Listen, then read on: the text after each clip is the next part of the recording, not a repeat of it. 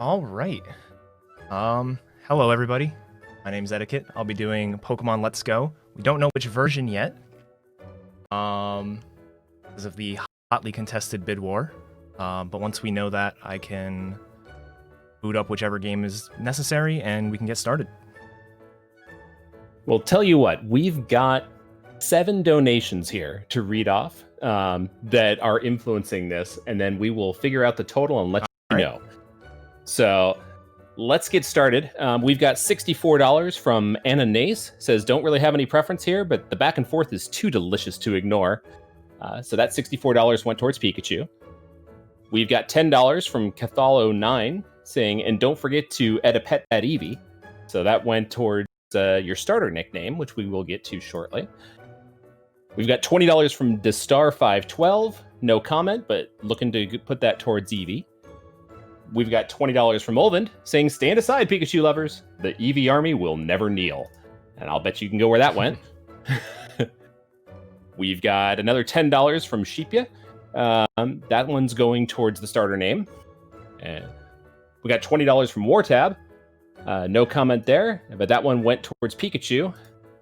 And then finally, we got $200 from Dr. Dave51 and Eddaket's mom. Those are my parents. No comment, but putting it towards Eevee. That's my parents, so thank you. That's absolutely excellent. So thank you to everyone who has donated. This has been an amazing response to get this back and forth for this game. I'm going to do one last refresh, and I will let you know what we're doing here. Thanks, Mom and Dad. Boo.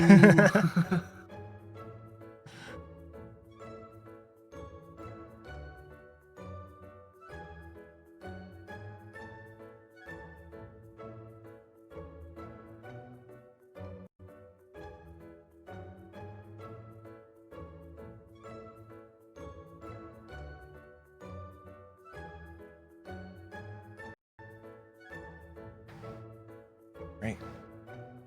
Well, it looks like the tracker hasn't updated. Let me get back to you in just a minute. I am so sorry about the delay. No problem.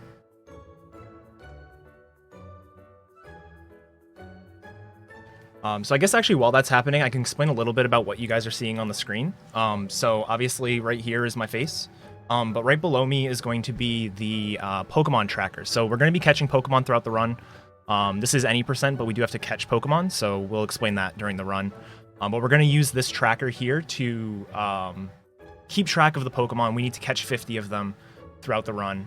So by using this tracker, we can both keep like me as the runner updated, but also you guys as viewers updated with what our progress is looking like. And that's actually one of the things currently, because Pikachu was winning when I loaded up, I am on a Pikachu version of the tracker, but I can switch over to an Eevee version if that is necessary.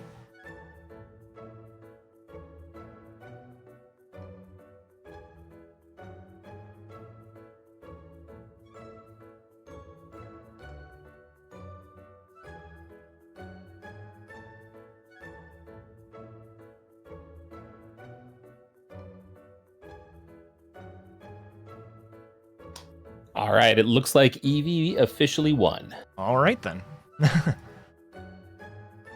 So let me get that all set up.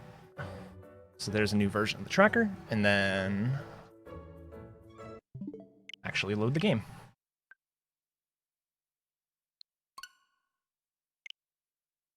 All right, so thank you guys, everyone who donated for the bid war. It looks like we almost raised $2,000 just for the bid war, which is awesome. Bid wars like this are always fun, just because both games are super competitive in terms of actual speedrun times, and within the community at least, there's a hotly contested debate as to which one is better. So, yeah, thank you guys for donating toward it. All right, so I need to get through this beginning screen, and then we should be able to get started. All right, are you ready on time? All right, 3, 2, 1, go. All right, welcome everybody. This is Pokemon Let's Go Eevee. last second change. This is currently the fastest version of the two. There's about a 2-minute difference between them. And we can definitely talk about some of the differences. I have Wartab on commentary, so you'll be hearing him throughout. He's one of the primary routers for the Pikachu version, while I was one of the primary routers for Eevee, so we're going to definitely have some good insights as to the differences. Let's do... We didn't have a trainer name incentive, so we'll do ESA as our trainer.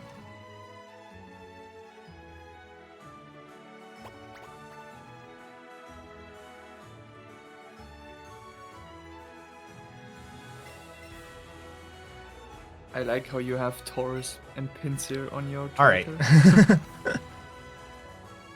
Yeah. Yeah, they basically shouldn't be there. The only reason they're there is because I had extra spaces, and I didn't like how it looked with like just the caught and planned counters as separate rows, so it's really the only reason they're there. Alright, so in traditional Pokemon speedrun fashion, we're going to set our options at the beginning of the run. Standard stuff like animations off, fast text. There's an option that allows you to switch Pokemon after every trainer Pokemon. We turn that off because that wastes time. But also included in this game, which isn't necessarily standard, although it seems to be becoming standard, is movie skipping. There's actually an option to skip movies, not cutscenes. And you can skip them by just mashing either the plus or minus button on the Joy-Con, and it will skip that. There's only 5 or 4 of them in the entire speedrun. Only like 8 of them in the entire game. So it doesn't really save that much time. It saves about 3 minutes, but obviously it's worth it to turn that on. And yes, you heard eddaket say Joy-Cons. You cannot play this with a Pro Controller, sadly. You cannot.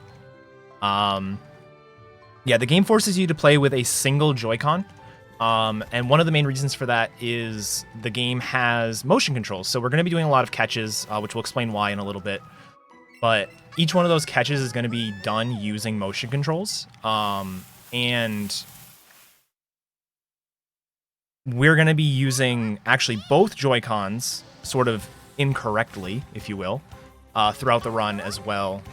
You'll notice that even though I'm playing with a single Joy-Con, I'm actually playing with the Joy-Con grip.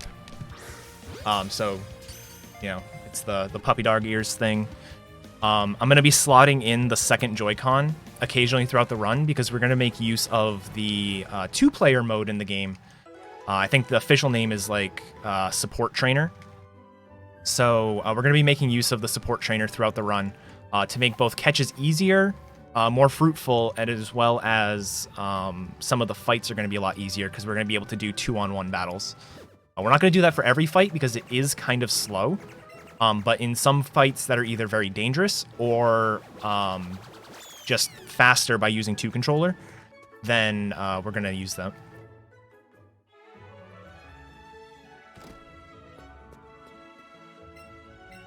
So we're going to go ahead and pick our Eevee here. Unfortunately, there's really no great way to do starter resets. Our stats are all going to be 31 IV, meaning it's going to be the best possible Eevee. However, the nature is going to be different. So natures can do either boost a stat or hinder a stat. And really for our run, we need to have not minus attack. I'm going to actually nickname the Eevee after I check stats, but the nickname for Eevee is actually going to come up right now. Sorry.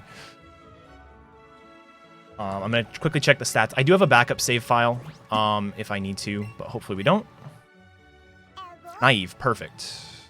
All right. Eevee name, please. Well, it looks like with a last-minute snipe, your Eevee name is Wooloo. All right. All right, so there is our Wooloo. Our naive Wooloo.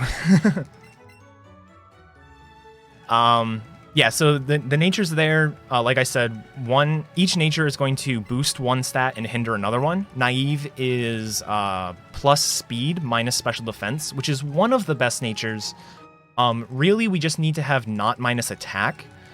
If you're going for a top time, you want to also not have minus special attack, and minus speed can be bad as well. But we can definitely make do with a naive. The defenses don't matter as much, and probably special defense matters the least of the bunch. So.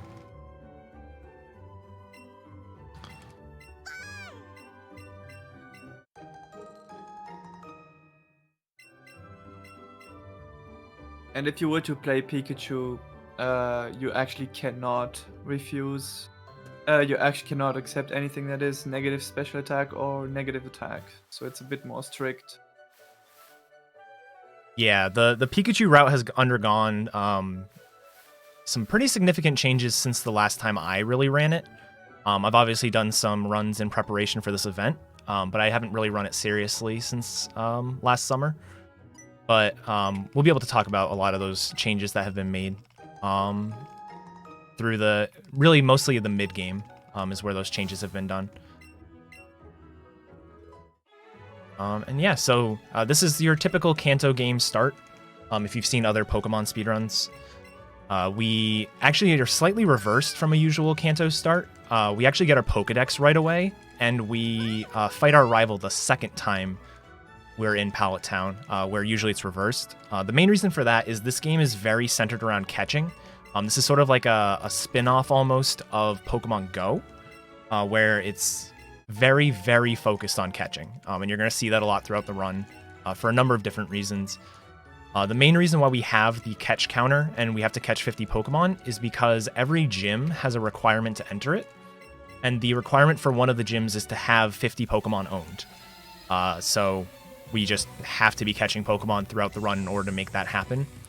On the bright side, catching Pokemon actually helps us a lot throughout the run because trainer experience is significantly lower than usual. You're going to notice when I defeat this Pikachu, I'm only going to get like 36 experience, where normally a Pikachu at level 6, we would get quite a bit more. Yeah, we would probably level up here otherwise. Yeah, like I'm actually going to defeat this Pikachu, defeat a Rattata, and I'm still not going to be level 6. So it's it's pretty crazy, but yeah, that's the first rival fight down. Our rival obviously has the opposite starter as us. It's worth pointing out, actually, that our Eevee is different than any other Eevee that you can catch in the wild. It's actually got, in addition to having 31 IV and everything, which basically means perfect, the base stats of your partner Eevee are boosted as well. I don't know what the exact breakdown is, but you do have more stats, like stat totals, than any other Eevee would. And the same would hold true if we were playing on Pikachu. The main reason, I guess, for that, game design-wise, was the Eevee and Pikachu that you start with cannot be evolved. So they want you to, you know, have a good Pokemon that can sort of hold its own against the fully evolved Pokemon, when normally they wouldn't be able to. But our rival, who does have a Pikachu in this version or an Eevee in the other version, will be evolving his Pokemon, and his Pikachu and Eevee do not have those boosted stats.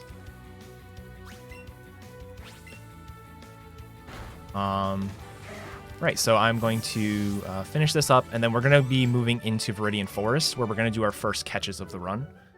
There's a lot of things that go into catching in this game. Obviously, like I said, we use motion controls. And it didn't really come into play on the first catch, which was your starter Eevee. But it will on pretty much every other catch, is the idea of experience modifiers. So every Pokemon we catch, we're going to get some sort of experience modifiers. There's a modifier if it's a new Pokemon. There's a modifier if you're chaining the same Pokemon. So like I caught the same Pokemon 3 times in a row. There's a modifier for using motion controls. If you're playing the game in handheld mode, this is a Switch game, so if you're playing on the Switch in handheld mode, you don't have motion controls. So you actually get less experience if you play in handheld. As well as a Synchronized Bonus. And so the Synchronized Bonus is going to be using the 2-player mode and both players throwing the ball at the same time and hitting the Pokemon at the same time. That's going to get us a Synchronized Bonus. In order to do that, I'm going to be using the Joy-Con grip like I showed off before to make sure that my throws are happening simultaneously.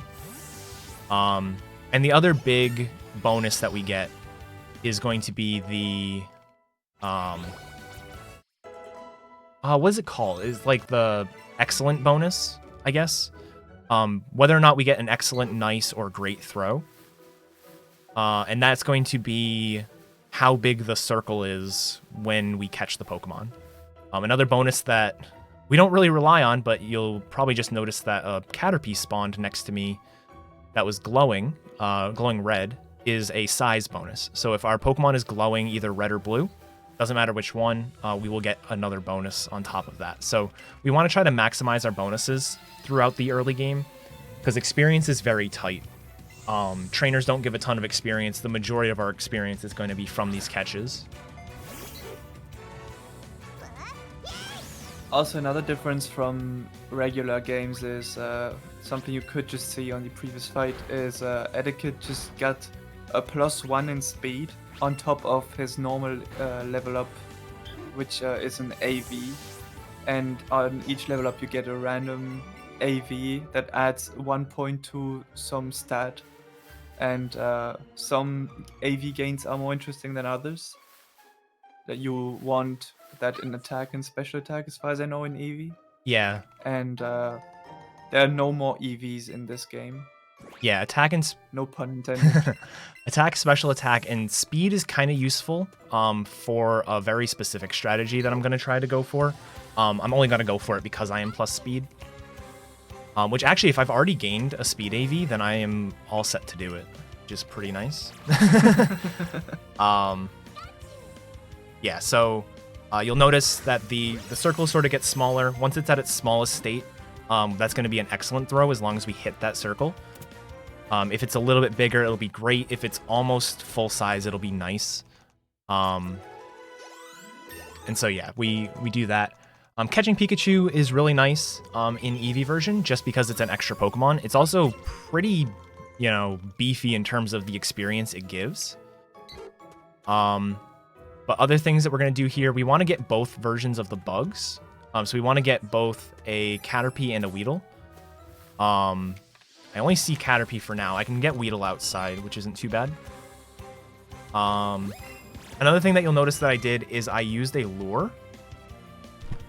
Lures are sort of like the opposite of repels in Pokemon. So a lure is going to cause more Pokemon to spawn, and the Pokemon that spawn are actually going to be at the maximum possible level for the area. Actually, one level higher than the maximum possible level for the area. Things normally spawn here between levels 3 and 6, but our spawns are all going to be level 7 now. And so we do that to maximize the experience we get as well. We're going to be luring a lot throughout the run. Sometimes it's going to be very necessary, like we want to lure so that way we're like one level away from evolving or something along those lines. And sometimes we will lure just to get ourselves a little bit more experience. I'm also going to catch a Bellsprout. Yeah. Oh, go ahead. It's because you don't only want 50 catches. Evolutions also count, so if you can get them closer to be evolved already, you gain, you lose less time to useless level ups. Yep, exactly. That was actually one of the big things that really catapulted this game forward time-wise. I think the first run that really made use of catching things late and evolving them in one level rather than catching them early and evolving them over the course of like 10, the jump in the record went like close to 7 or 8 minutes that day, just because one runner figured that out, and then it was like, oh well, this makes a lot of sense. Why didn't we think of that before? But it really enabled us to bring this time down quite a bit. So yeah, the bugs that I'm getting here are really nice because they all fully evolve by level 10. So we can get 6 Pokemon within like 6 level ups. So it's really nice. We catch the Bellsprout for experience, and also because, like I mentioned with Koga's gym, every gym has a requirement to enter it, and the requirement to enter Brock's gym is to have either a water or a grass-type Pokemon. There are no water-type Pokemon available before Brock's gym, so you're stuck with getting a grass Pokemon. The only 2 grass Pokemon that are available are Bellsprout and Bulbasaur. Bulbasaur is extremely rare. You can certainly go for it, but it's not only rare, but it's hard to catch. So it's really not worth relying on. You just go for the Bellsprout. Yeah, and in Pikachu you catch an Oddish instead because there are no Bellsprouts in Pikachu, and Oddish can actually be used to beat Brock, while Bellsprout does suck against Brock, so you actually use Eevee. Yeah. And eddaket for that specifically needs to be level 10 on Eevee, otherwise he cannot beat Brock. Yep, so at level 10 here, we're going to get Double Kick. Double Kick's a fighting move. So it's going to be our way through the 2 rock-type Pokemon that Brock is going to have.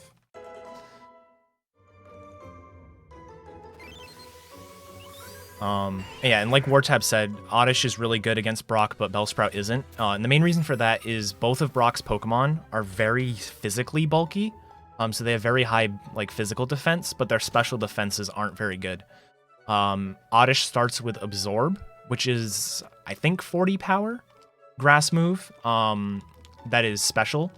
So it's going to be calculating using the special defense, where Bellsprout has Vine Whip, which is also 40 power but physical. So where you can one-shot the Geodude with Absorb, you can only basically two-shot, and even then it's, you're barely two-shotting the Geodude with Vine Whip.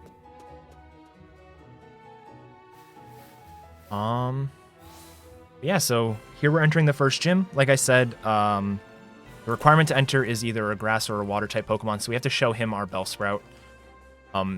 Every gym does have a requirement. Most of the requirements aren't really that important for the speedrun. For example, the requirement to enter Surge's gym is cut the bush outside and get into the gym. But the requirement for this one obviously has to have some forethought. Requirement for Koga's does as well. Sabrina and Misty both have level requirements, which if you're not explicitly trying to get those levels, from a casual standpoint, it can be kind of tricky to get in. But Erica, Surge, Blaine are all very, very straightforward to get into.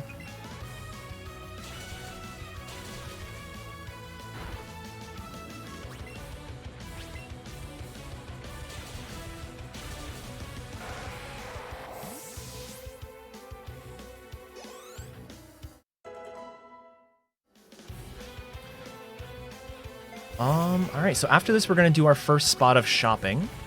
And I actually need to get... Whoops, I just tail whipped twice. Look at me. I was all ready for running Pikachu, and then everything changed. Yeah, so our first spot of shopping here is really nice. This game has something that most Pokemon games nowadays have, which is the shops will actually update as you progress through the game, rather than in the old days it used to be each town has a specific shop, where now it's more, if you have 1 badge, this is what the shop sells. If you have 2 badges, this is what the shop sells. So by beating Brock, we're going to have access to X items, as well as some extra healing items, and Great Balls.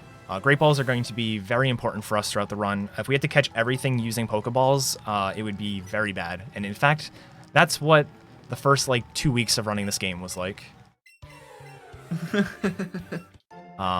So we get some free Great Balls from Blue, and then we're going to go buy some more as well. And Are you telling me you're not gonna guard the Slowpoke? Yeah. We're actually going to sell a bunch of our Pokeballs, because they're not really all that helpful right now. I don't want to sell all of them, so I'm actually going to sell all but like 4. And then go ahead and buy some stuff. So we'll buy Great Balls. I'm buying 9 of them to prevent, if you buy 10 or more balls, you get a Premier Ball. And that's just a couple extra text boxes for something we don't really need. So I buy 9. 9 should be plenty until the next time I have to go shopping. So, because the other thing that's sort of important is trainers, in addition to giving us money for beating them, as they do traditionally in Pokemon, they're also going to be giving us Pokeballs and Great Balls and things like that. So even though I sold all but 4 of my Pokeballs, I'm going to end up with close to 15 by the time I go shopping again. We're not going to sell them twice, but we don't have to worry about running out of Pokeballs that way. This here's a coach trainer. We're going to skip him. Coach trainers are kind of cool in this game. They are a bit overpowered for the area that they're in. I'm just going to catch this because it ran into me. Yeah, they're a bit overpowered for the area that they're in. So, like, everybody here would probably be level, like, 10 or so, and he's probably level 12. But they all give special bonuses. So some of them give, like, special TMs. Some of them give special items. Like, I think that guy probably gives... I actually don't know what that guy gives. I think he gives you a TM. Some of them give candy, which candy is something that we're not really going to focus on in this run, but could be very broken.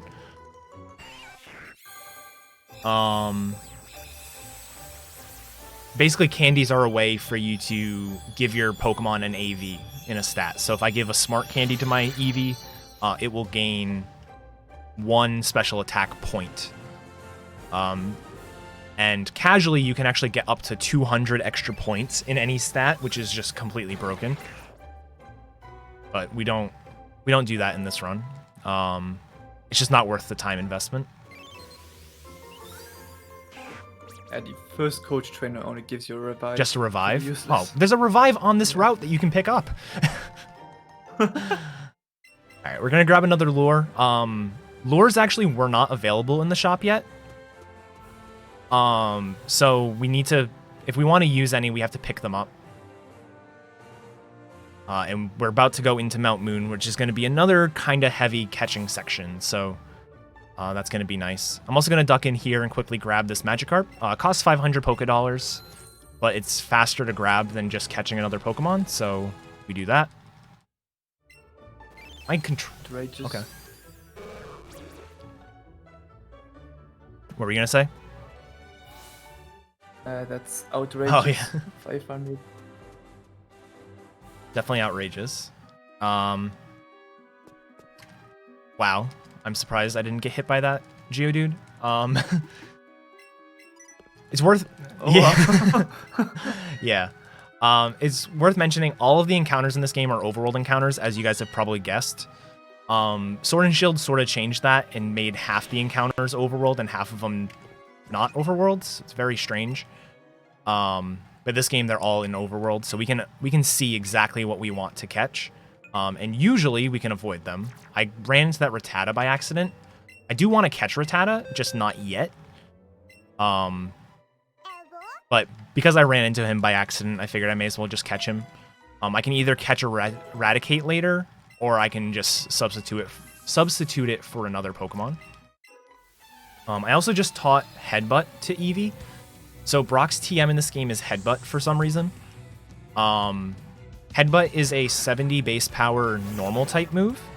And because it's a normal type move and Eevee is a normal type Pokemon, it's going to get what is called a same type attack bonus. Or you'll hear us call it Stab. So that gives us a 1.5 times boost from using Headbutt. And so that's actually one of the reasons why Eevee is so good in this game. And is currently faster than Pikachu. Getting Headbutt this early gives us what is effectively a 105 power move. When usually the moves that we get are going to be around 60 power, like at most. So, it's very nice. Pikachu actually has a higher attack stat than Eevee does, but Eevee's just going to be doing more damage because of Headbutt. Pikachu's attack is not 50% higher, so... Yeah. Also, Eddaket used the lure he has, and he's trying to minimize his amount of steps so he doesn't go around trainers and stuff, just so he maximizes the amount of encounters he can get with the lure, because it's very important to get all Pokemon at the highest level they can be. Yeah, especially in here. We're not trying to evolve anything from here, but both Clefairy and Geodude, especially when they're glowing like these two are that were on my screen, are going to give us a ton of experience. Like, this is going to give us over 500 experience. Which gave our Eevee literally 3 levels. Oh, wow. Okay, so we're already good for Misty. Yeah. Yeah, so the requirement to get into Misty's gym is to be level 15. Unless you're doing absolutely horribly with your catches, you should be able to get to Misty before the time that you would like have nothing else to do. Because you can do the Nugget Bridge section or fight Misty interchangeably. It doesn't matter which one you do first. Time-wise, it is faster to do Misty first, so ideally we come out of Mount Moon with level 15. Which we're going to. We're right on track. We're probably going to come out at level 16, to be quite honest. But, yeah, if you severely have to mess up your catches. I think I checked it and it was like, if you're not like level 12 and a half after your catches, then you're not going to hit 15 for Misty. Like late Misty. And that's, if you can somehow be less than 12 and a half with all the things that you want to catch, that's, you deserve a medal. Alright, I'm actually going to go ahead and deposit a bunch of Pokemon real quick, including one that I was planning on using later. And the main reason for that is every Pokemon that we have at this point is going to learn moves as it levels up. And learning a move during level up wastes time if we don't need to actually, use that move. Butterfree specifically learns 3 different moves at level 13. So I actually want to keep Butterfree in my party, but I'm going to deposit it for right now while I do another pretty big catch, just to make sure I'm not going to hit that level 13 mark. And then the only other thing that I would want to catch here is Paris. So if I see a Paris, I'm going to catch it. If I don't see it, it's not the end of the world. So I'm actually just going to continue. There's a Paris. I'll grab it after the fight. Also, you might have seen something that seems a bit impressive to do, is Eddaket was catching the Geodude and threw the balls before the circle even reappeared. And that is because a lot of Pokemon have actually a pattern when they attack you during their catching animation thing. And Geodude is one of those where if he does a certain animation early on, you can know when to throw the ball exactly without even seeing the circle. It is kind of neat, and there's a lot of them that you just have to learn to be very efficient at catching. Yeah, catch efficiency is one of the biggest ways to sort of like, you can get decent times. You can get around, so the record right now in Eevee is a 302. You can probably get around a 312 within 10 minutes of record, without too much in terms of like optimizing your catching, not just like the catches, like not the catch route, but the actual catching process. But what really separates, sort of like top runners from good runners is this sort of, understanding the Pokemon, that their behaviors, their different animations and things like that, different mannerisms. One of the things that you'll see me do a lot is I'll sit and wait for a Pokemon to attack. A lot of the time, Pokemon, when they attack, will use up one full cycle of the circle. So you'll notice the circle like starts out big, gets small, and once it reaches 0, it'll go big again and get small again. So one of those cycles is usually how long a Pokemon's attack animation takes. So for example, with that Geodude, it was halfway through. So I knew when the circle came back, it was also going to be halfway through its animation. And so that's how you can sort of time your throws really well. Some Pokemon aren't going to be like that. Some of them, like Oddish is one that's off the top of my head, takes less time than a full cycle. So that's one of those cases where if it attacks when the circle is at 0, you can actually throw and get there during the excellent phase of the circle without having to wait a full cycle for it. And yeah, so usually going through this section, we're only level 14. So I'm actually one-shotting some things that either I shouldn't one-shot at all or would be ranges. It's disgusting. Yeah. Specifically, that Sandshrew is almost never a one-shot. And then that Drowsy can be a range as well if you're kind of low level. But I'm level 16, so it's pretty busted. The way that damage calculation works is you get a boost whenever you have a level that ends in 0, 3, 5, or 8. And that's just because of the way that the damage calculation does its rounding. So being level 14 and being level 15, I'm actually doing significantly more damage by being level 15.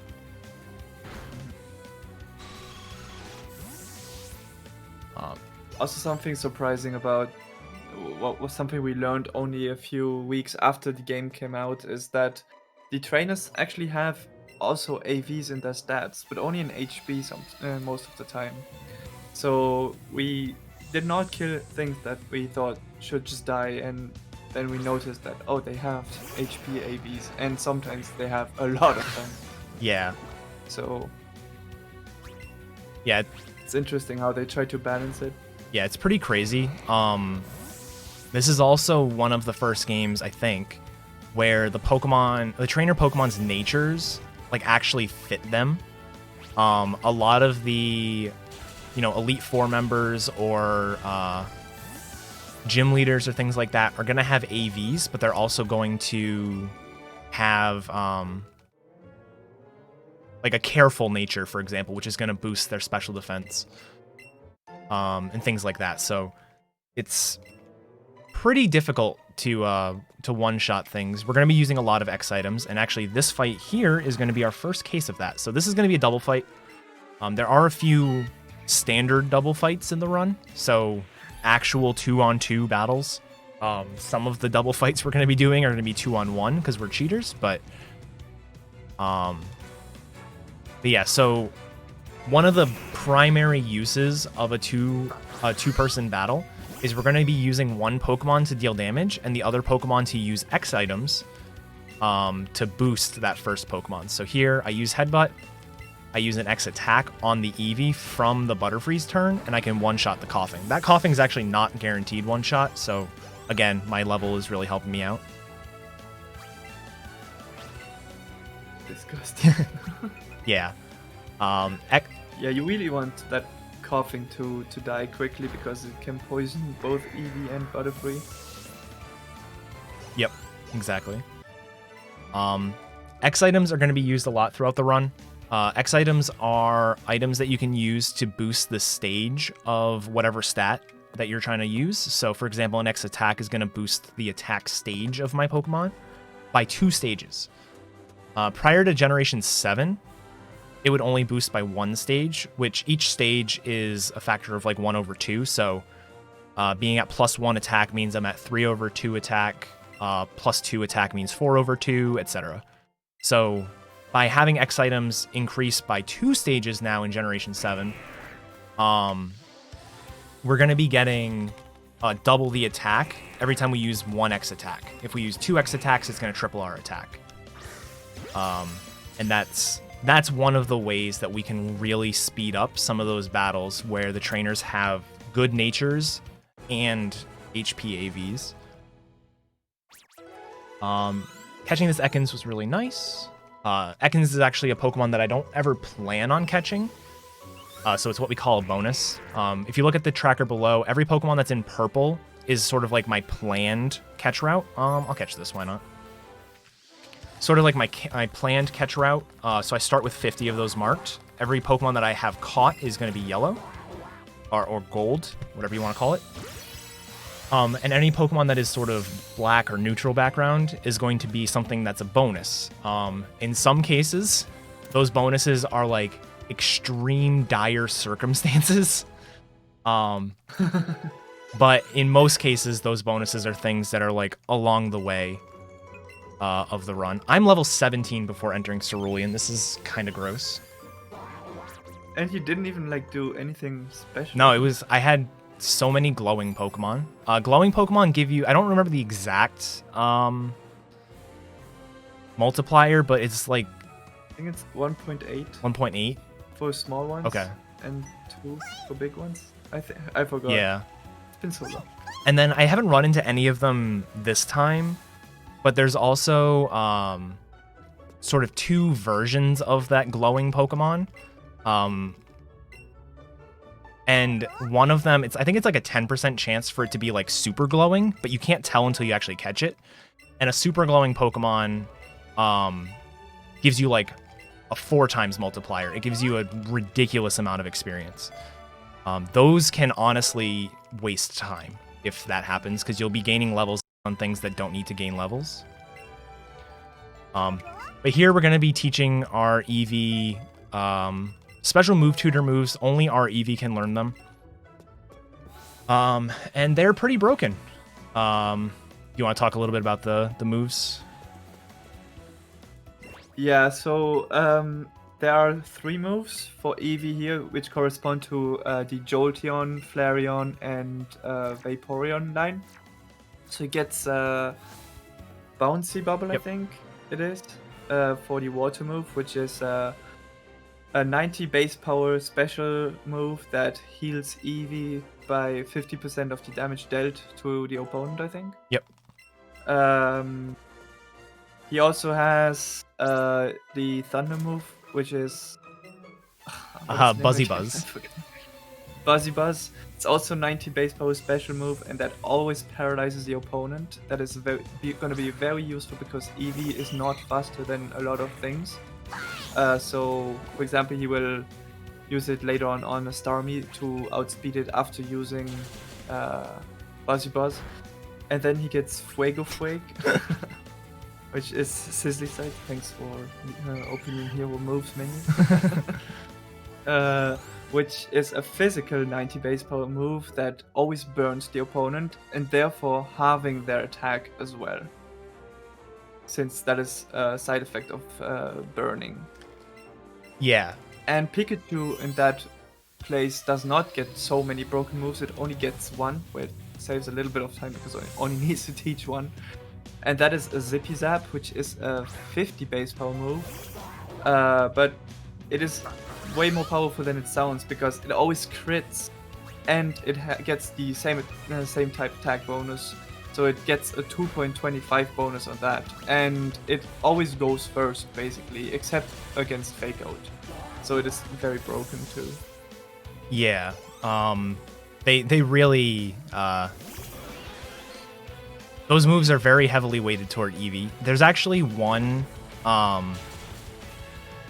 of those moves for each of the evolutions. So there's a water, fire, electric, like we mentioned. And then in Celadon, you can get a psychic and a dark one.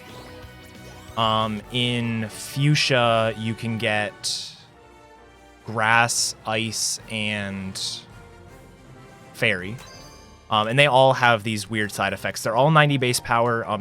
They all have side effects. Like the psychic one we're actually going to use sets up a light screen when you use it, so you're going to be taking less damage from special attacks. The dark one sets up a reflect, so same thing but with physical attacks. The grass one sets up a leech seed on the opponent, so it damages it and sets up leech seed, which is just stupid. Ice one, I think Ice one is the most useless one, and at least in terms of a speedrun, because it is 90 base power and sets up haze, which will remove all stat changes on the field. So if you set up X items, and then use the Frosty Frost or whatever it is, and you just removed all your stat changes. And then the fairy one would be very useful in certain situations where it will heal your entire party of status effects. So anybody is poisoned or burned, it will fix that. And I just used Buzzy Buzz against Oddish and did almost no damage. It's almost as much damage as Pikachu does with Yeah.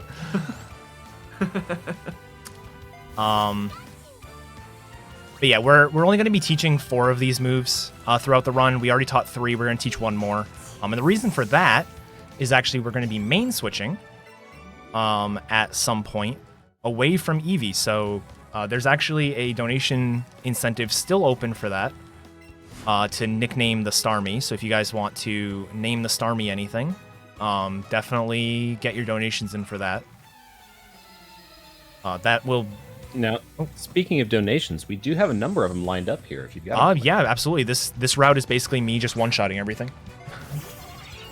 Well, excellent. Well, while you steamroll your way through this, I just want to welcome everybody to the stream. And if you're wondering why you're watching an Eevee named Wooloo, beat up as many Pokemon as they can, that's because of a $20 donation that we had earlier from Sheepia, who said "Edda love eddaket," putting that donation towards that naming.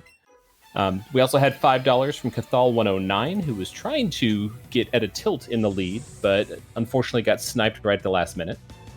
And then we've got a few more that have come in while you've been playing here. We've got an anonymous $50 donation with no comment and no bid, so thank you so much, Anonymous, for your generosity. We also have a $10 donation from Drawl Z. He says, "Hey, Eddaket, it's Drawl Z. Good luck with the run. Don't forget to pet that Eevee. Donation to Runner's Choice." And then finally, we have a $25 donation from Mod366. And he says, I've almost missed the Let's Go run, so I'm happy to have made it kind of in time. Good luck on your run, Eddaket. Would have loved to contribute to this marathon as a runner or donation reader again, but work didn't allow for the former, and the amount of other amazing readers apparently has the whole marathon covered already. I'll be happy to assist all of you during ESA summer, and until then, you're in the wonderful hands of Nordic and the rest of the team. Great job, everyone. And thank you, Mod. We appreciate the donation and look forward to having you back. One other thing to bring up while we're going through this route here is that there is a challenge that we are putting out there. Upper Room Games gave us some keys for their Wavy the Rocket game. We've got 5 keys available, and all you have to do is go out to our Twitter feed for ESA Speedrunning and like and retweet that tweet between now and the end of the marathon. That's the end of GTA San Andreas on Sunday evening. And you'll be entered in a giveaway for one of those 5 keys that we've been provided. So head on out to Twitter and like that post, retweet it, tell your friends, and you can get in for a free game. Anyway, back to you, Edda. Awesome. Yeah, thank you guys very much for those donations and the good luck and all that stuff. We're just about at the end of this sort of gauntlet of trainers. This route is a really cool showcase of the Eevee's broken moves. We were a bit over leveled, so it didn't really matter which moves we picked, but we were able to show off the fire move against the Venonat, the electric move against Psyduck, the water moves against both the Sandshrew and Growlithe. And one of the neat things about this whole section is we don't have a great way to deal with that Starmie on Misty. So we did the X special, paralyzed it 1 turn, but we did have to take damage. But we never actually have to heal because we're using that bouncy bubble move, which heals it for us as we're dealing damage. So it's really powerful, and it's a neat little optimization where doing Misty first not only saves time movement-wise, but we don't actually have to heal after Misty because we get healed by this move as we go. Up at the top of the route here is going to be another place where we can catch Pokemon. I saw a Meowth. Yeah, there's a Meowth up there. I'll go and catch it. It's a pretty easy catch. Nothing too crazy. There's also a Venonat. Venonat's a harder catch, but I'll still go for it because it's, like, in the way. Venonat's a little bit annoying just because it likes to move like that, as you can see. So its circle doesn't really stay still, and I threw at a bad time. So I'm not even going to try for an excellent. Go for a great, and that should be good enough. Or not. Okay.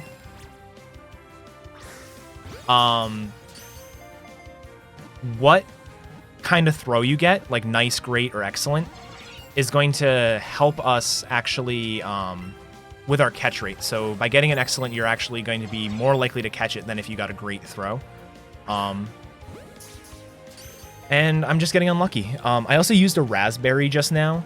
Raspberries are berries that will increase the catch rate of the Pokemon, hopefully to a point where it's actually likely to be caught. This isn't like it's a crazy throw. I'm actually just gonna run away from this. I'm running out of great balls, so I'm just not gonna bother. It's generally considered a mistake trying to go for that. Yeah. There's another one there. If I get this Meowth in the first ball, maybe I go for the other one. Probably not.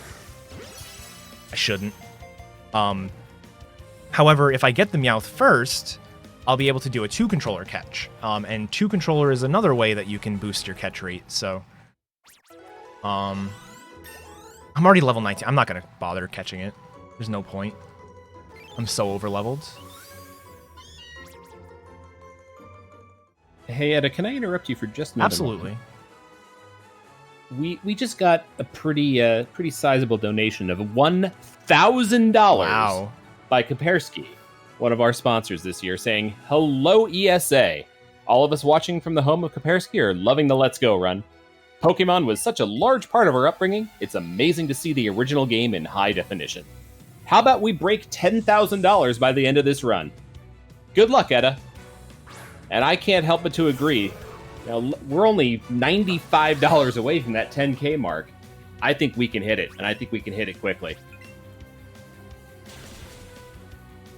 Yeah, we've got plenty of time to hit that, guys. So definitely get your donations in.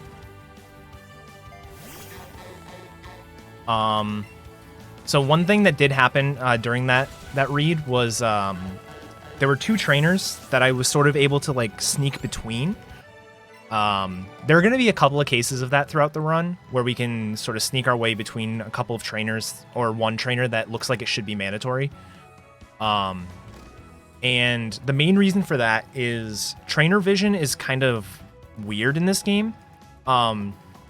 This is one of Pokemon's first attempts. Obviously, Sun and Moon had already happened by the time this game came out.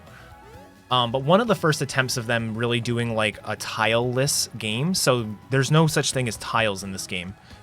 And so in a traditional Pokemon game, so think generations 1 through 6, a trainer is standing on a tile, and if you walk on a tile in front of them, you get seen by them.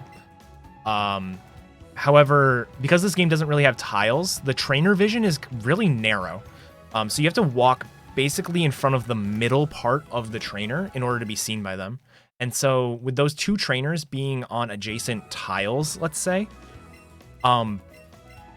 we're able to sort of sneak between their 2 visions and are able to get through without being seen. We're going to do that 2 more times throughout the run. Both times are going to be to skip a single trainer instead of 2 trainers, but I'll make sure to point those out when we get there.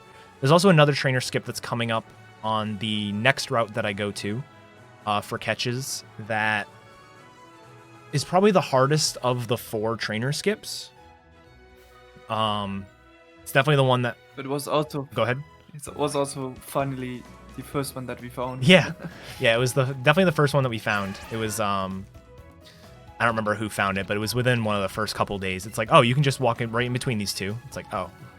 I actually found that during my first playthrough. What I tried to do was make sure to trigger a double battle. Oh. And then I triggered no battle at all. That's actually pretty awesome. Kind of sad. I was actually sad about that. And then I was like, oh, this is great. I'm not going to tell anyone about that.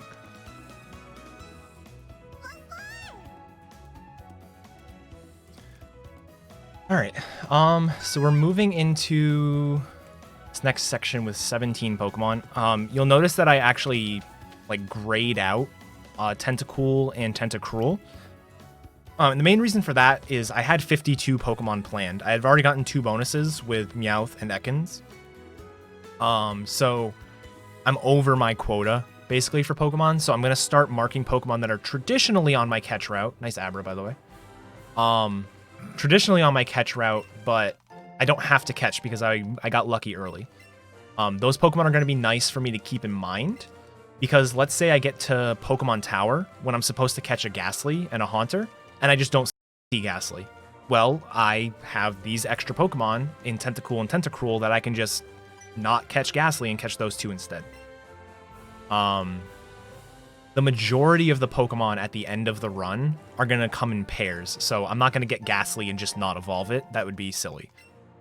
So by having 2 Pokemon to skip, I can do that. If I have 1 Pokemon to skip or an odd number, I'll typically want to skip Ninetales. And the main reason for that is we have to pick up a Firestone, which takes a little bit of time. There's 2 Firestones in the run you can pick up. One is faster than the other, but by picking up the one that's faster, you don't have a great time to actually withdraw and evolve the Vulpix. So I tend to like to skip Vulpix if I can. But obviously, things will change as the run goes. I'm going to pick up a money item and a lure here. There are 2 other money items that I'm not picking up here, but they're random. We just don't need them for the shopping. So when I get out here... Oh. And this is our last limited lure, so we really want to make that one count. Yeah, for sure. I mean, not at your level, really. Could really just lure on your way back if you really don't get lucky here. Yeah, exactly. This lure is almost exclusively just to make sure I get Pokemon to spawn. They're going to come in at level 17, which for 1 Pokemon is nice. Pidgey, you can get at level 17 and evolve it at level 18. I want to catch something before the Jigglypuff if I can. Of course not. All right. Jigglypuff's kind of annoying to catch. It's not as bad as Venonat. The problem is when it decides to jump and move, it floats for like 5 seconds before settling in place. So being able to catch that first ball was really nice. Oh, you got it? Yeah. Nice, because you completely missed the circle. Yeah, that's one of those where if you don't throw right away, you're going to miss the circle, and I didn't throw right away. I'm used to getting Jigglypuff with 2 controllers, and it's not like it's different to throw with 1 versus 2 with the way I do it. It's just for some reason I wasn't ready for the throw. But yeah, typically I'm going to be sitting here waiting for the Pokemon to attack or do something. That was a jump that was kind of risky for me to throw when I did, but we got lucky. So Vulpix is another version exclusive encounter. In Let's Go Pikachu would get a Growlithe here, and that is very important. But we can talk about that later. Yeah. Yeah, Growlithe is pretty important. Jigglypuff and Vulpix are basically the 2 things I want on this route. Pidgey is also available, and you saw it up above. Those are the 2 trainers I can skip, so you'll see I just walked right down the middle of them. I'm actually usually pretty bad at that, so I'm glad I got that without too much effort. A lot of those tricks are really hard to baby step through, because whenever you baby step through, it's very easy for the Joy-Con or the joystick on the Joy-Con to be like, oh, you meant to go left, right? And then, you know, you just get blasted in a direction you weren't ready for. So you just sort of have to line yourself up and commit to it. But now we're going on to the SSN. Normally in Eevee, I would shop before going on the SSN, but because of my speed stat and luckily because of the amount of experience I got, I'm gonna do a different fight here for Rival 2 than or Rival 3 than I normally would.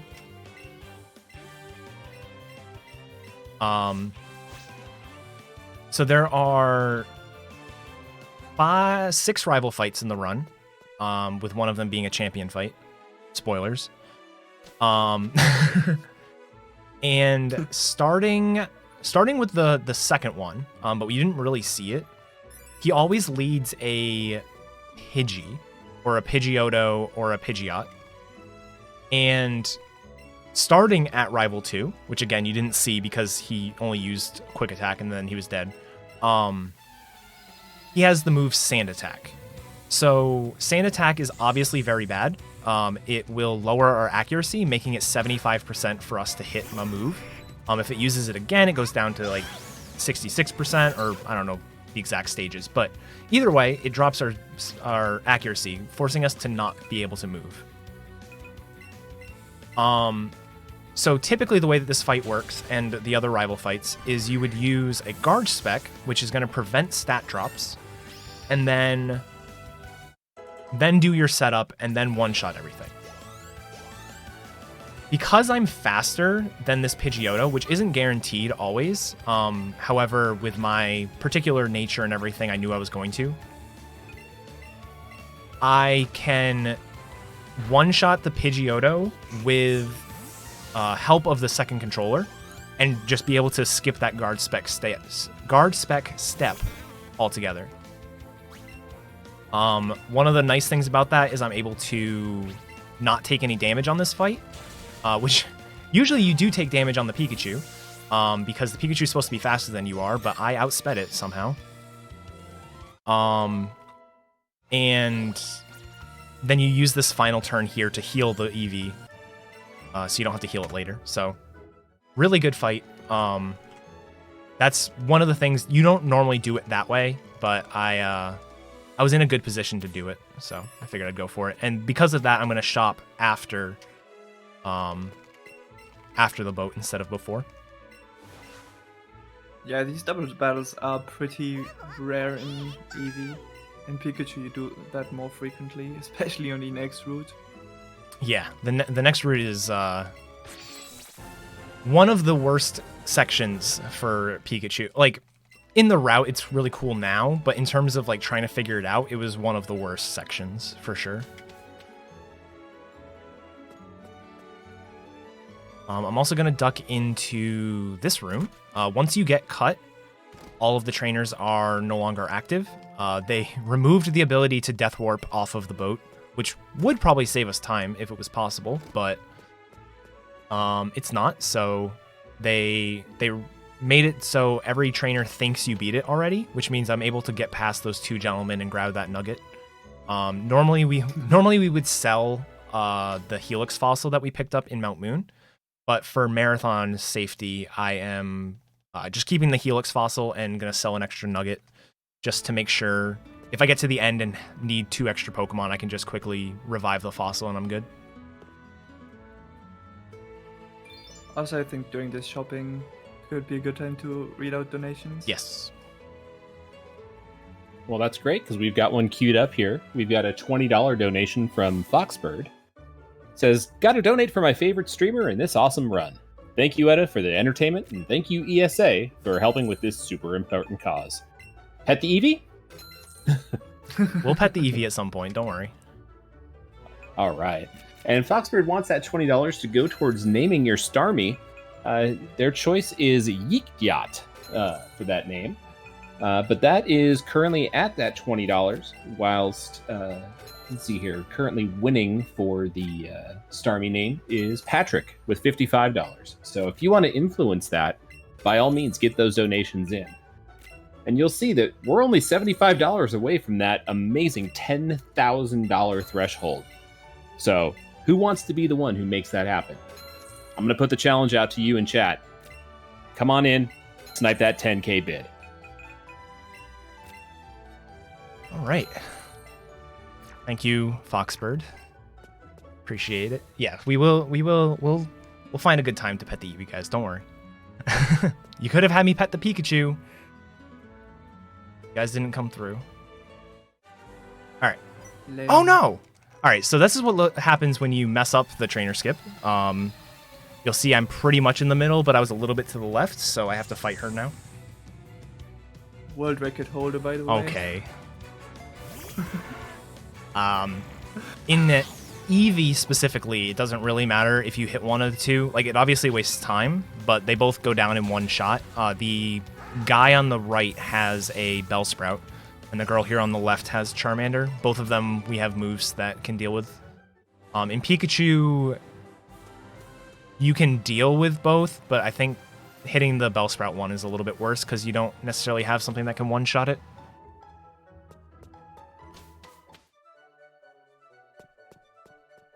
Another thing that you'll notice is we did not fight the gym leader in Vermilion City. The game prevents you from leaving Pewter City without beating Brock, and prevents you from leaving Cerulean City without beating Misty. But those are really the only restrictions they put in, aside from the fact that you can't fight the 8th gym leader without fighting the other 7. So, we could fight Lieutenant Surge there. However, the fight would take a couple of turns of setup. We'd probably need more healing items because we could probably get paralyzed on the fight. And there's actually an extra cutscene that plays when you beat Lieutenant Surge if it's the first time that you're in Vermilion City. So we're able to sort of skip a lot of that stuff just by coming back later. And later on, we'll have a Pokemon that can just one-shot everything because we'll be so far over the level the game expects you to be. You also skipped a certain trainer at or a Rocket member. Oh, yeah. That would give you Dig. Yep. I'd like to point that out. So this is another fight where we want to use a guard spec. I say another fight. We didn't actually use it on Rival 3. But this Eevee not only has Sand Attack, but it has Growl. So Growl will lower our attack, and we really want our attack to be boosted. This right here is one of the fights that having Growlithe and Pikachu is really useful. You can do a 2-controller fight where you can one-shot the Eevee with an X attack and double kick, and then you can one-shot the Gloom with an X special attack and flamethrower. And that's actually, that same strategy gets used on this fight. This fight here is one of the worst fights in Pikachu. I don't know if you want to talk about it. Oh yeah, this, like, it's not the worst fight anymore, but before it was, because he has a Sandshrew that has Dig, so whenever you had to, when he used Dig, you had to dig too, but I think he also has Sand Attack. Yeah, he does have Sand Attack. Oh god, I actually forgot about that. And so whenever you use Dig, you have to use Dig too, and he does a ton of damage with that move, so it was awful. Now you just have a Groudith and do just an X special attack on Groudith with Pikachu, and you flamethrower him, and usually he dies. And then you just attack with Groudith and Pikachu on the Eradicate, and that is a pretty fast fight. And pretty safe as well. You don't need Dig anymore for Pikachu, which was a big route improvement recently-ish. Also, I think there's a milestone just got reached for ESA. Oh. Yeah, I've got a special announcement to make. Somebody by the name of Ricky J has heeded the call, donated $75, and put us exactly at $10,000 raised for Save the Children. And your donation today, it supports Save the Children's important work to keep children around the world healthy, learning, and safe during this coronavirus crisis. We're all in this together, and we all thank you so very much for your generosity today.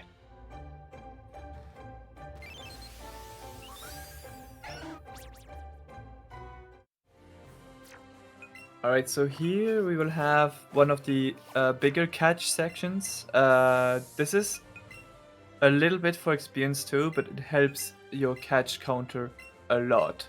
So we want to get to that 50 very quickly, and this is the section that improves it by how many in total? I forgot. A lot. Yeah, a lot. So, yeah, it's like 16. Yeah, so typically going into this section, I actually have more Pokemon than normal. I would probably have around 18 going into this section, and when I leave Rock Tunnel, I typically have 33. So you gain like 15 Pokemon here, and then you still have more that you're in the middle of evolving. So it's a huge section when it comes to catching. You'll notice I deposited Pokemon as well. which is kind of hurting me a little bit because I'm not able to use 2 controller on the very first catch I get on this route. But the main reason for that is because we're doing so many catches, we're really going to want to keep track of our party. Wow, I'm getting really unlucky here. We want to keep track of our party to make sure that anything that doesn't need to level up isn't just hanging around for no reason. We're not always going to deposit. Like, if I evolve something, I'm not going to immediately go into my menu and deposit it. I'm going to usually try to group it in either... If I'm going to be menuing anyways, I'll deposit something, or if I have more than one thing to deposit, I'll usually do it. But we're going to be getting a lot of things, evolving them in a single level. So being able to deposit them on the fly is really nice. I guess that's something we didn't actually talk about. So yeah, you have access to your Pokemon boxes within your bag.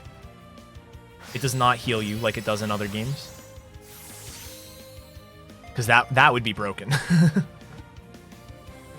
Yeah, absolutely. Also, a neat thing is you might have noticed like there's grass on Route 9. We are Route 10. Is it? I think. It's Yeah, Route we're on 10 now.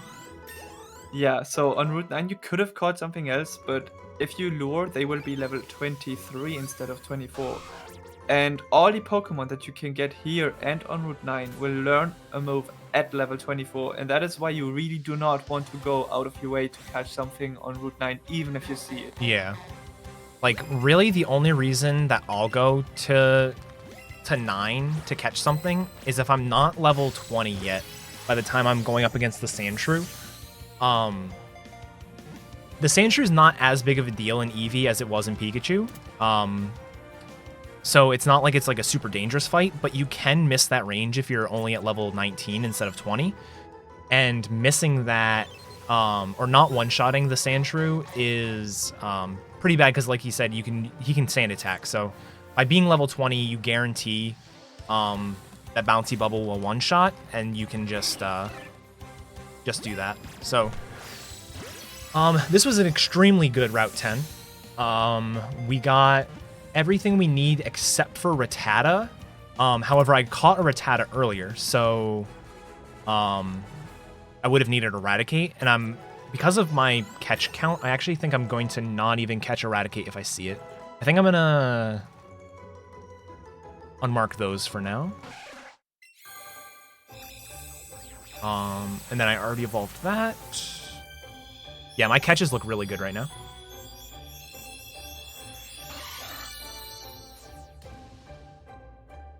Yeah, and in Pikachu here, what you really want is to catch either Nidoran, female or male, because from this point on, you will actually not main your Pikachu exclusively. What you will do from here is you main, first of all, if you get a Krabby, you will use it for one fight because it has Bubble Beam, and Pikachu really sucks against Rhyhorn, so you want that Bubble Beam, even if Krabby is the worst special attack of the game, probably. Yeah.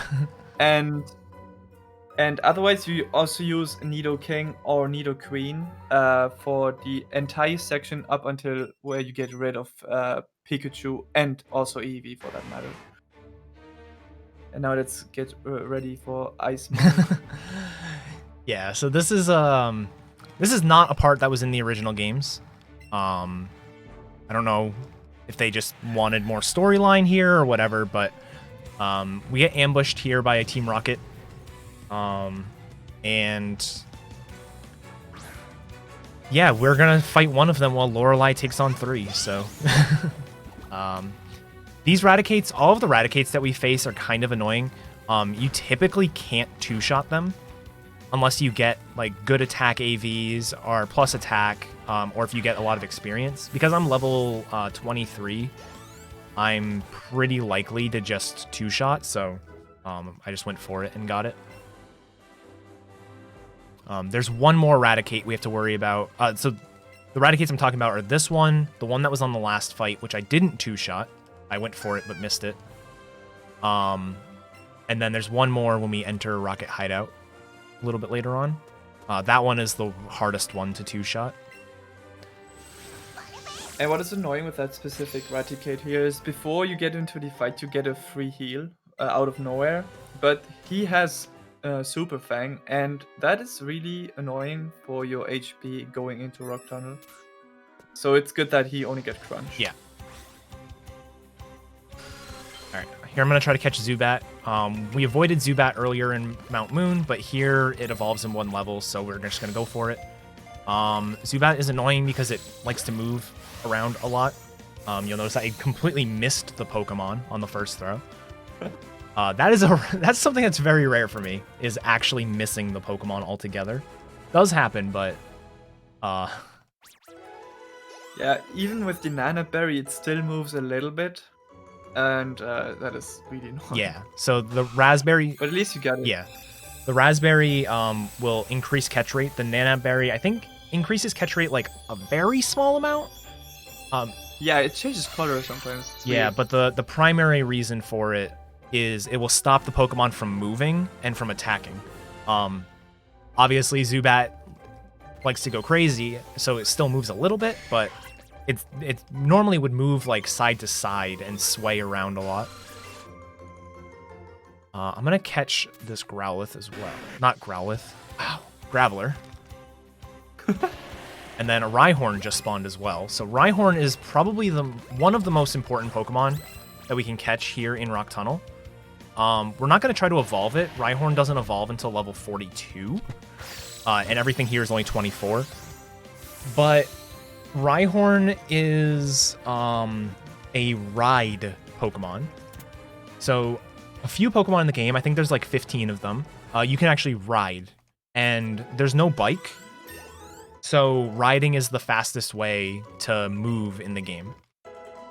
Rhyhorn... Just saying that Go ahead. you can ride on Rhyhorn. Yes. It's funny because it's so much faster than in XY, where you can also ride it. That's what I was gonna say, is like, if you've played XY, you know that there's that little mini game where you can ride the Rhyhorn going to the one of the caves. I forget what it's called. Glittering Cave?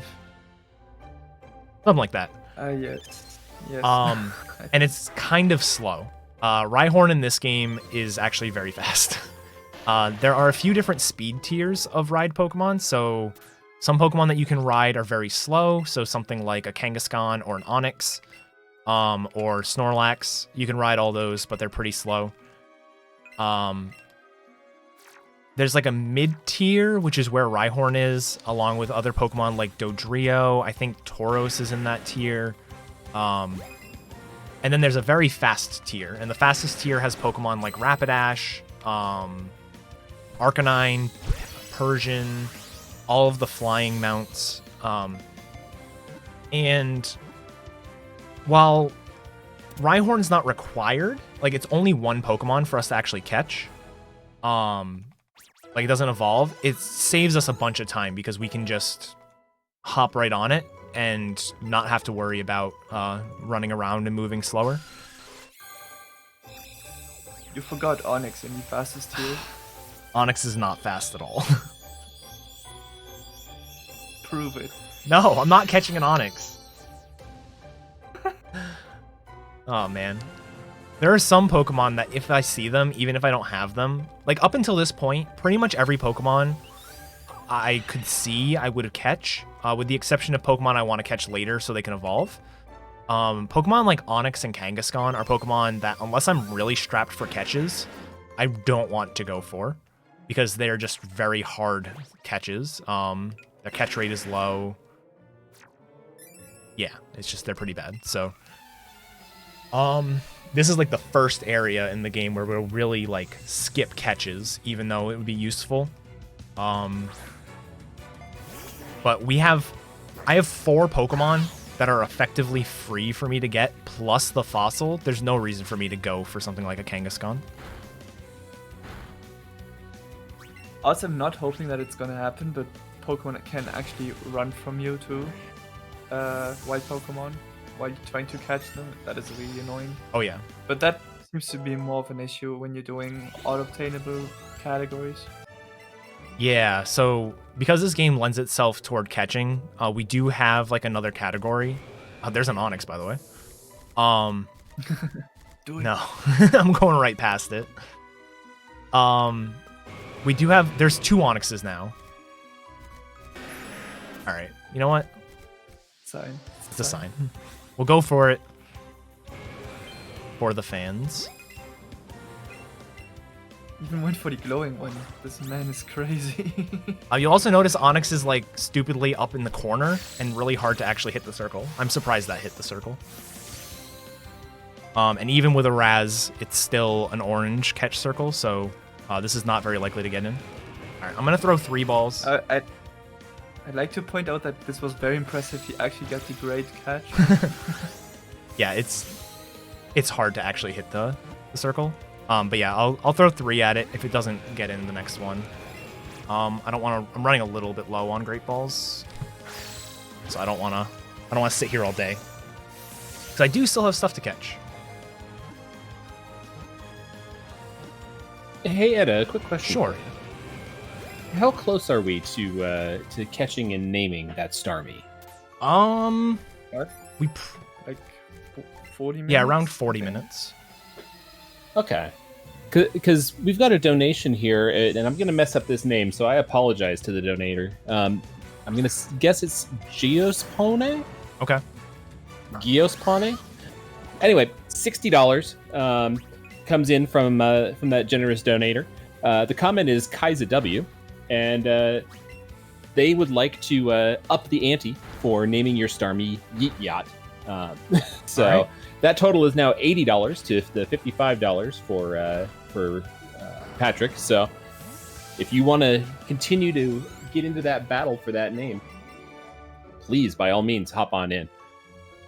We also have $5 from Crit. Says, love what you guys are doing. Pet that, Eevee. And Crit wants that $5 to go to save the animals in the upcoming Super Metroid run. So thank you very much for your kind donation. All right.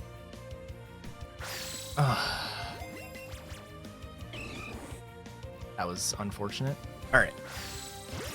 So the only other thing after Machop that I want to catch here is Cubone, and we can live without it. So Cubone, Machop, and Krabby are all nice catches, but the problem with them is they don't evolve in 1 level. They all evolve in 4 levels. So they will evolve in time. It's not like they're not going to get the experience for it. It's just every level up takes about 2 seconds if it doesn't learn a move, and if it does learn a move, it's going to be even more. But yeah, not getting Cubone wouldn't be the worst thing in the world. I still would like to.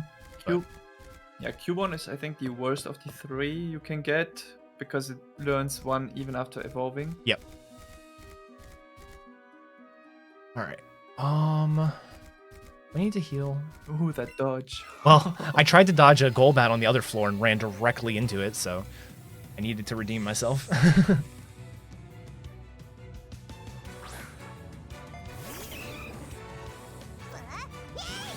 All right. So this fight is like the fight that we really want Sizzly Slide for.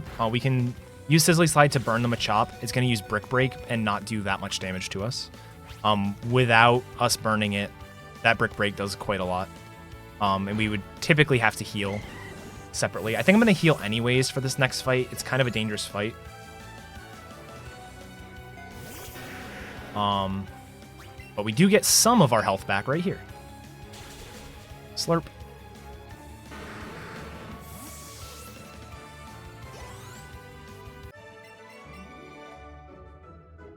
All right.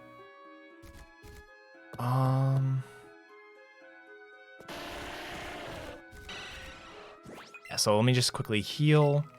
I didn't actually even have to heal yet since I got super potions. That's pretty funny.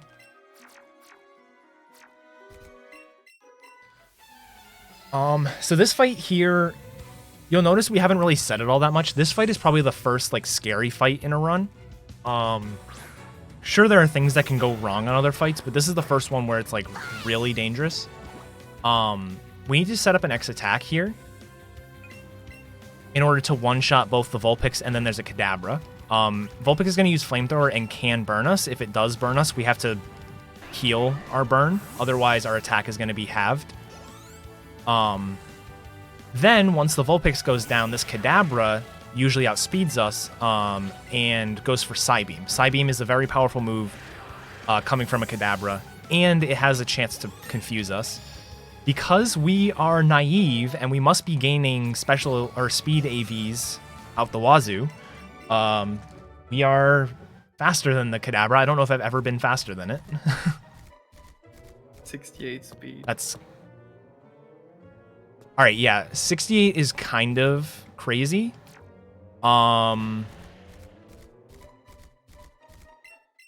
You have...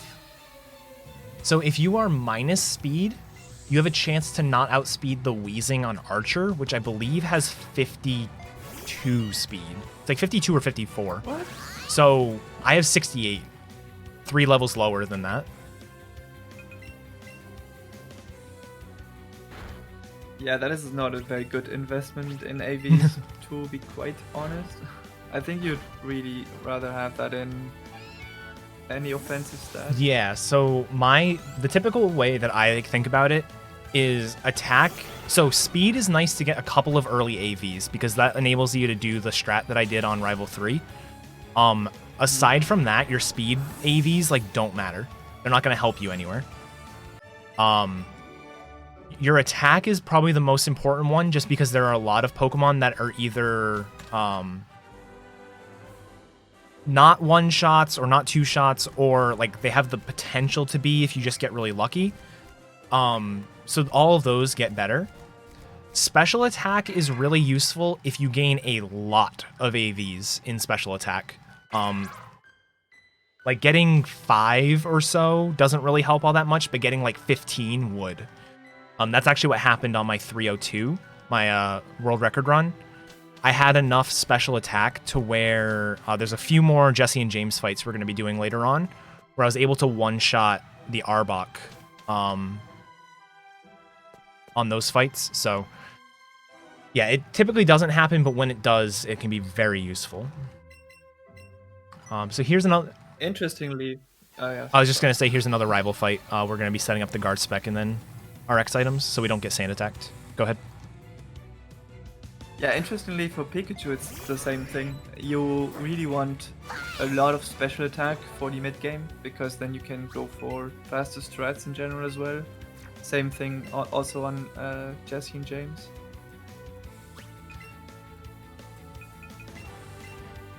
Yeah, so you'll see I set up the guard spec and the very first turn I got sand attacked, so the AI is smart and he's not going to go for sand attack anymore.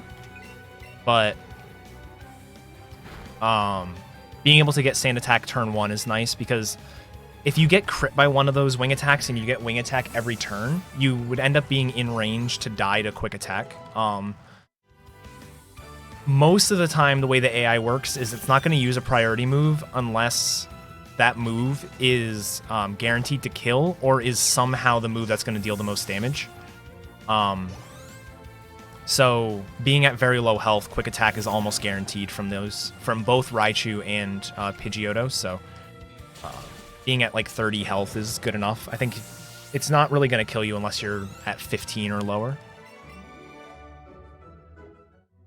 Yeah, and the AI becoming aware of guard spec only actually happened in Gen 7. Really? Despite guard spec existing since Gen 1.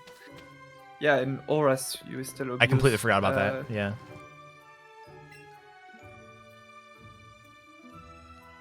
Alright, so this is as far as we can go in the tower. We're going to see here that there's a ghost, and we can't do anything to the ghosts in here. If we were to progress through here, there are a couple of trainers that are mandatory, but then we'd get to the top floor and it would basically be like, you can't progress. We have to go do the Rocket Hideout section. However, this game made it so the Rocket Hideout section wasn't available until you did the rival fight here. So we have to hop in here real quick to do the rival fight, which we did, and then we're just gonna escape rope out. I also did not get Cubone, so I'm gonna unmark Cubone. I still potentially can get Cubone. Cubone does spawn naturally in the Pokemon Tower. However, I've seen like maybe 3 of them ever, so I'm not gonna plan on it. It is actually ideal to catch it here because it is going to evolve in one Yep. level. And it probably doesn't... It learns the move on the evolution, but probably not on the one level that you need. It learns it always on Eevee. Yeah. So it will learn sword. I think it's sword. It's sword stance, whenever yeah. it evolves. Yeah. Okay.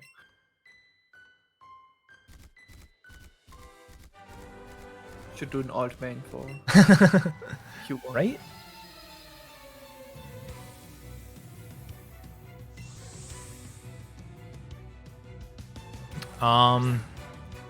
Every good Pokemon speedrun needs a fight where Metronome can be used. So this is our fight here. This Clefairy, if it gets a move off, is going to use Metronome, and any move can come out of it. But we flinched it, so it's fine. And we are same level, so we actually Yeah. could die to Fisher, Sheer Cold, Did you see? Horn Did you see what happened to Etchy in Sword? Oh yeah, that was stupid. Yeah. There's always good stories of moves that can happen. I've had on that particular fight that we just did, I've gotten Spored, which put me to sleep, followed by like Toxic and then Protect or something like that. It wasn't Protect, but it was some move that made me miss it. It was like Minimize maybe. So I ended up wasting like 4 or 5 turns on it. Yeah, and also Eddaket just skipped a trainer that used to be hard to skip. Let's put it like that. And that is a guy with a Rhyhorn. And he's a gambler, so he only gambles on hitting one-hit KO moves. And he has on that specific one, I think he has Horn Drill. And if you were to hit that with Pikachu, good luck trying to live that fight because he's like level 37. So he's extremely likely to kill you with a Horn Drill while you cannot do anything against him. Yeah. Just dig with like 2% damage. Yeah, those gamblers are, I think they're called gamers now, but they're the old school gambler trainer class. I realized as I was going through here, I didn't have the Pidgey yet, so I figured I'd just grab one now. You can rely on getting a Pidgey on Route 17, which is the old cycling road. However, every time I've ever had to rely on getting a Pidgey there, I never find one, so... Thanks for translating route numbers. So here we're going to talk to this lady, give her $10,000, and she is actually going to make it so every Pokemon we obtain in the wild from now until the end of the day is going to be the same nature. So we're going to buy a Modest nature. Modest is plus special attack minus attack. That's going to be very useful for our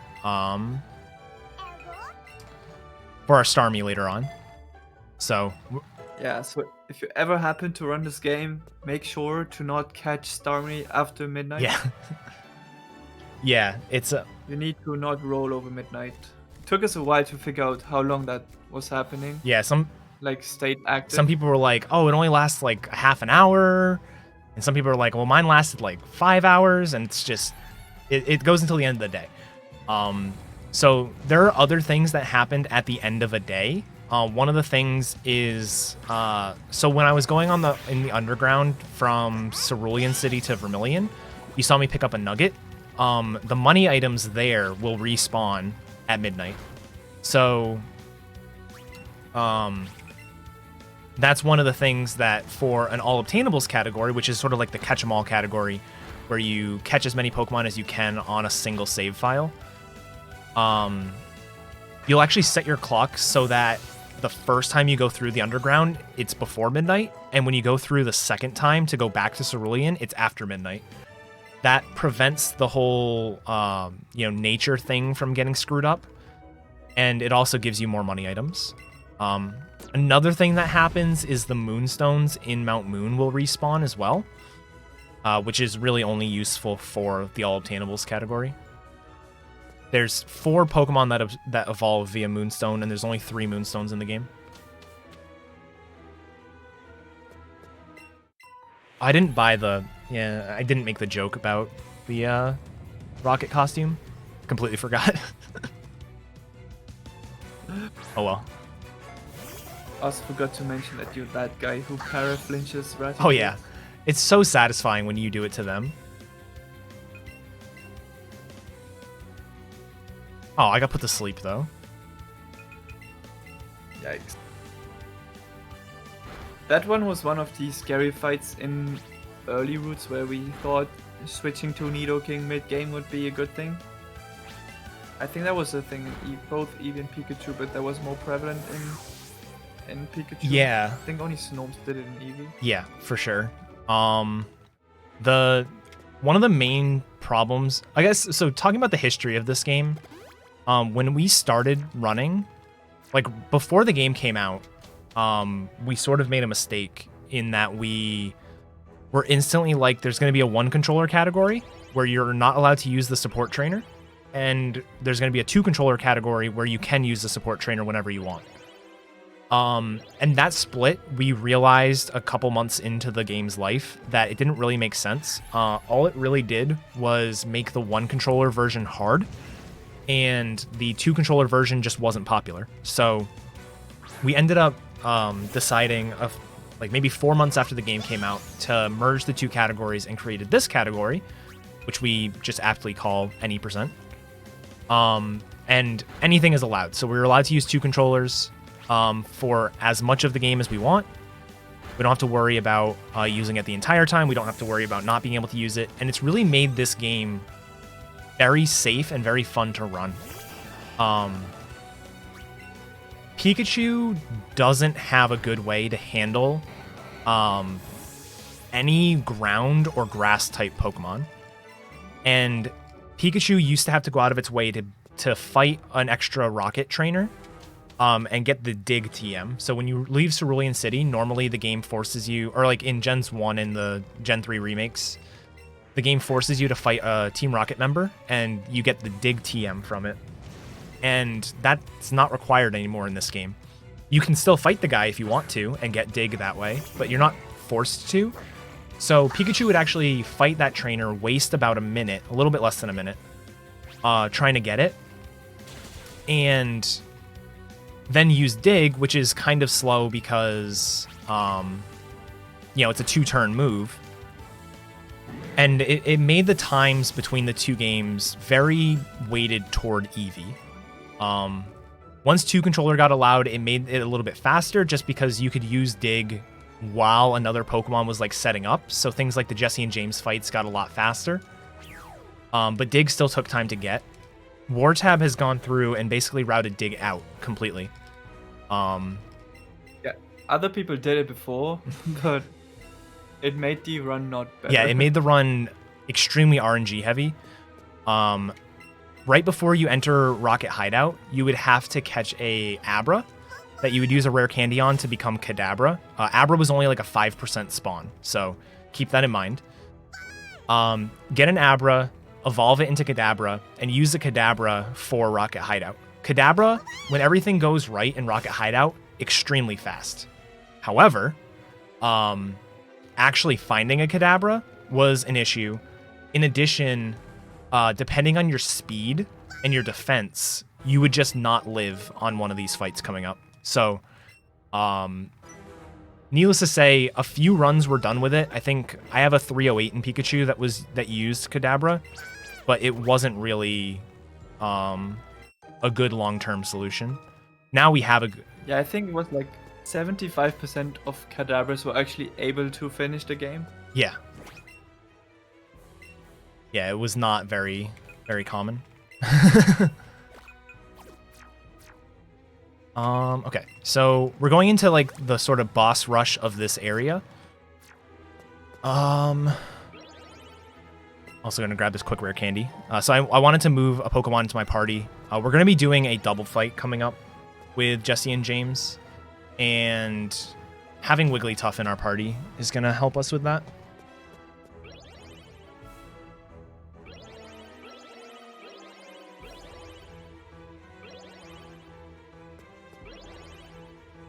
Wait, I just remembered, wasn't the old one controller strat to keep Oddish with you the entire time? And use Oddish for some things? Oh my god. And if your Oddish was too slow, you had to go buy a Leaf Stone to evolve it to Vileplume. Oh, that's amazing.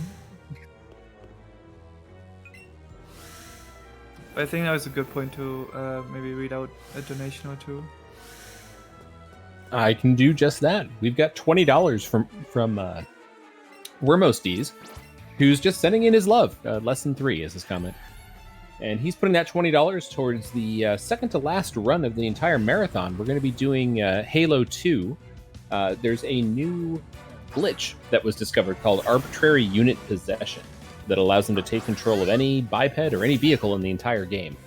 And we are at 185 out of the $200 we need to meet that goal. So thank you, Wormosties, for your $20 towards that late incentive.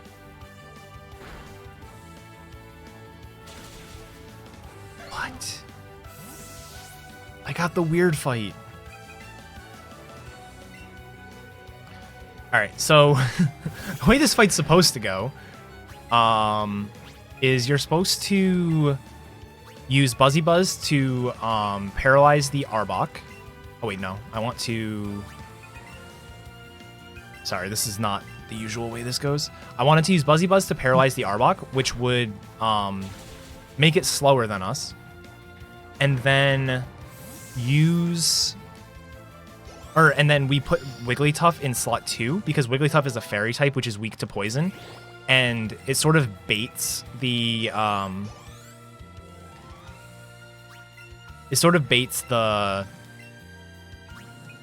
Arbok and the Weezing to attack the Wigglytuff. For some reason, the Arbok decided to use Glare on Eevee, which was a little unfortunate. We were lucky we got the first move off. Me having so many speed AVs made me faster than the Arbok. Usually you're not. But it did sort of mess up the setup there. And then, like I said, if I had very high special attack, I could go for a one-shot on that first Arbok, so it wouldn't have even had a chance to glare. But I was both not level 28, which makes it completely unreasonable, and my special attack's not super high, so... and then here's Archer. Archer was, before we allowed 2-controller, one of the worst fights in the run. It was probably the second worst fight in the run. It was the second worst fight for Eevee and it was the worst fight for Pikachu. Yeah. This fight... This Weezing hits hard. As you can see. Wow, I just got poisoned. So I'm going to need to heal here, which is fine. It just means I have to do a slower Golbat. Just power of love. Yeah. No kidding. So you can see how Eevee turns his head around whenever he gets healed or whenever he gets put to red HP. And that is something that is called an effect of affection, and that is when you get to affection level 4, I think. Yeah. And level 4 actually enables some neat little tricks that are kind of broken, I think.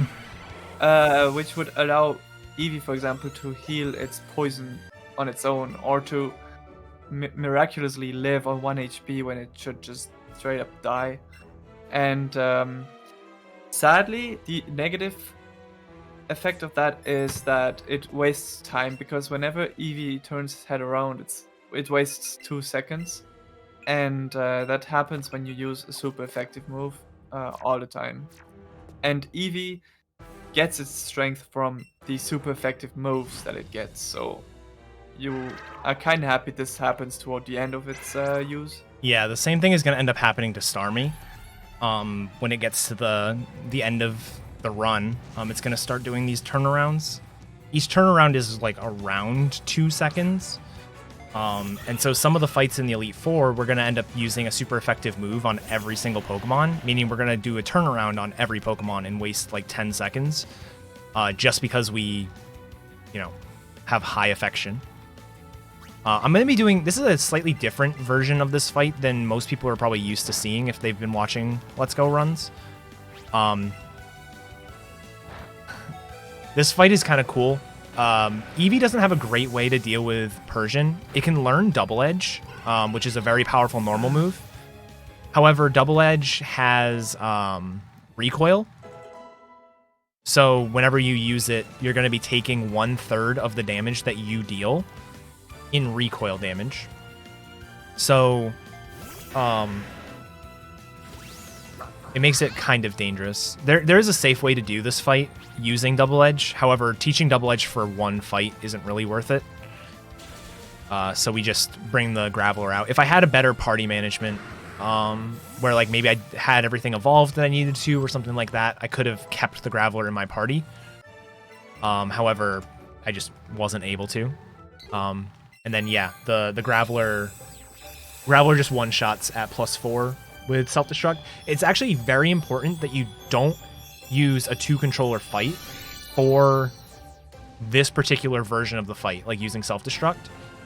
Not only does Self-Destruct will like hit you as an ally, so like if Eevee was sitting there, it might go down. But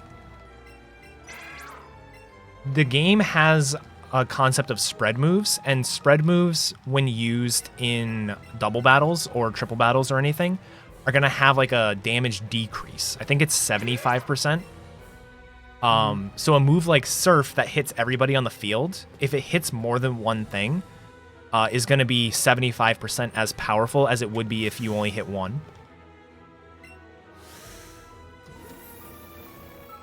So the same thing would happen with Self-Destruct. Because you're hitting your ally, it's going to do less damage to the Persian. So you'd have to go to +6, and I think the damage roll at +6 is worse than, like, because of weird rounding issues. I don't know. But yeah, I'm a little bit going out of my way for those Ultra Balls. My catch luck has been, like, getting things to spawn has been really nice, but in terms of, like, things not breaking out, it's been pretty rough. So a couple extra Pokeballs can't hurt. Yeah, and if you really want to go the safe route, you can also get 23 Great Balls in Lavender Town. If you want to go even safer, you can get 30 Great Balls. Actually, no, we probably are 30 Ultra Balls, but What? there's a professor's aid in the guardhouse next to the Snorlax. But now that I think about it, it probably doesn't work because I think you need to have 40 catches, not 30. Okay, I'm gonna set up a lure here, and then we're going to go over to Lavender Town. So this lure is primarily to get Ghastly. Like I mentioned earlier, though, we didn't get Cubone in Rock Tunnel, so Cubone can spawn here.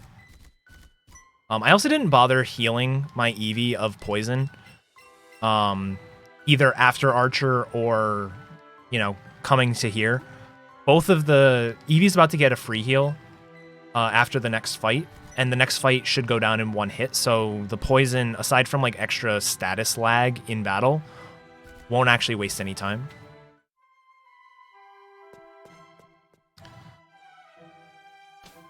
Yeah, other than that, actually, I guess there is some kind of cool movement coming up. That it's cool movement that only looks cool 50% of the time, because it looks really cool if the spinner spins a certain way, and it's not guaranteed to spin that way. But it shows off how not large trainer vision is. So you'll see it here. I'm actually going to go below this spinner. The spinner can look up, left, or right, and she looked to the right. So it didn't look as cool, but you can actually squeeze through that area even if she looks to the left. And then, yeah, other than that, we're just looking for Ghastly and Cubone, and then we have 2 easy fights. So if there's any other donations or announcements, now's probably a good time. Well, I do have a $15 donation coming in from, again, I apologize if I butcher this, but Cyphrius Kane. Looks like he's excited about those Halo glitches because he just put that $15 towards that arbitrary unit possession glitch, which has now met that goal. So thank you so very much for that $15 donation. You know, all these donations are going towards Save the Children and their, coronavirus relief fund. So it's a great cause, great bunch of people here, and we've still got 2 more days full of amazing speedruns to go. Oh, why'd I do that? All right, this game wants me to eat my words. I not only had really bad status lag in that fight, I also didn't one-shot the Ghastly, so I did take poison damage and lost time to the status lag, so... Forget everything I said, it's all been a lie. Also, you can see eddaket passing spinners even when they turned already a while back. It's because spinners are actually on a timer, so you know exactly when they're gonna spin, and most of them have a really huge timer before they spin again. And they are also, you can also pass them while they're turning, so it's really not scary at all. Unlike previous games, they're also perfectly predictable most of the time. Yeah. A lot of the spinners are going to be, like Wartab said, on a timer. I think the timer usually starts like when you enter an area, but sometimes, I don't know. It's kind of weird. Some spinners aren't consistent necessarily in that regard. Like if I enter an area, do the exact same movement, I might get different results for where the spinner is, or like where it is in its cycle. But its cycle's always going to be the same length. So, yeah, when we were in tower earlier, if we had gotten up to this point, the game wouldn't have let us proceed. Now we can. So, yeah, here's our rival grabbing that Cubone that we want. That's fine. Maybe this Cubone will help us later. Probably not. What a monster, you skipped the cutscene. He did. And if I don't get Ghastly here, that's fine. There's Ghastly. Alright. Alright, so now we're getting into the part where we're actually going to switch to... We don't need help. Alright, we're going to switch to Ultra Balls. There was a trainer... The trainer with the Kadabra in Rock Tunnel gave us Ultra Balls as part of her reward for beating her. We also picked up 3... right after the last trainer here, and then we picked up 5 in Rocket Hideout. So we have 13. We only have to do like 5 more catches. And usually Ultra Balls is enough to not guarantee a catch, but make the catches very likely. Of course, Ghastly broke out. Ghastly is kind of like Zubat in that it likes to move around even when you Nanab Berry. So going for Greats is typically what we try to do. Got a second ball. That's not too bad. Game pretty unlucky on some of these catches, though, Yes. in general. For sure.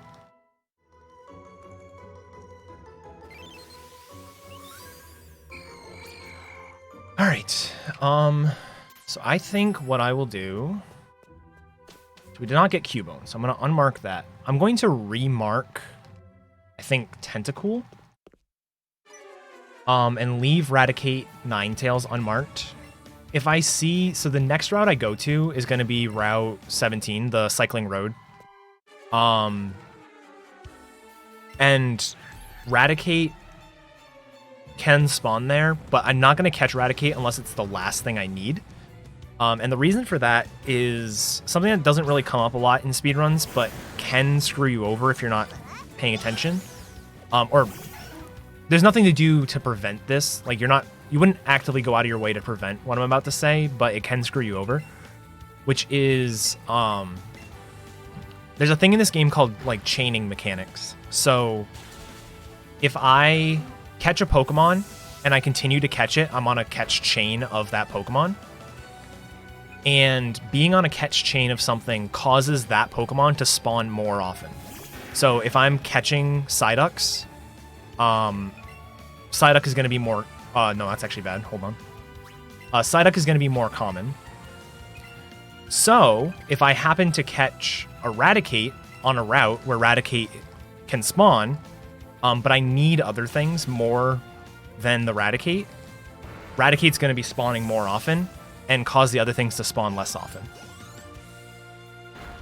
Again, it doesn't usually come up in runs all that much, but if you can avoid it by doing little things like what I'm doing, like I have a plan if I don't get the Raticate. So there's no point in me getting the Raticate and causing Ponyta and Doduo to spawn less.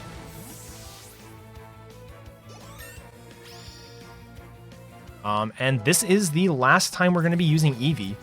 We still have a little bit of time before we have to nickname the Starmie, but maybe 10 minutes. Really not that long.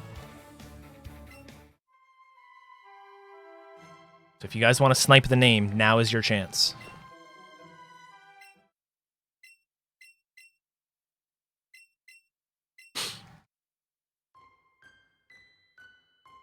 And just a reminder that that name difference is only $25 right now. It's $55 for Patrick, $80 for Yeet Yacht.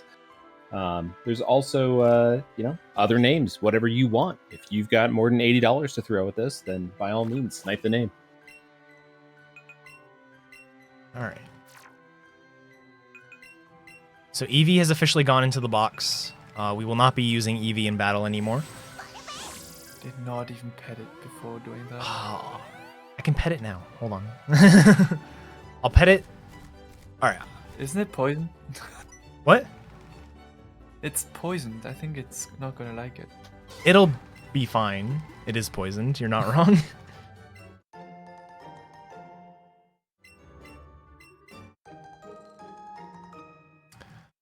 Yeah, so we're talking to Brock here. He gives us tea. Tea is how we're going to get into Saffron City.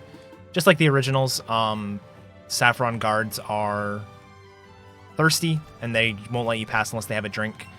But instead of using fresh water or soda pop or whatever, you get the tea like it was in Fire Red Leaf Green. Yeah, and fresh water doesn't work. I tried that. It's annoying, yeah. I did not know about the existence of that tea. It's easy to miss because there's two ways to get through Celadon. Like, you can go down below the rocket hideout, or you can go above. You have to go above in order to talk to him, and even then you can accidentally run past. Yeah. I mean, it's not as easy to miss as in Fire Red Leaf Green. Yeah. Alright, so here's Snorlax. We're not going to catch Snorlax. Snorlax is a stationary encounter, and these stationary encounters are the only wild encounters that you actually have to fight in order to catch.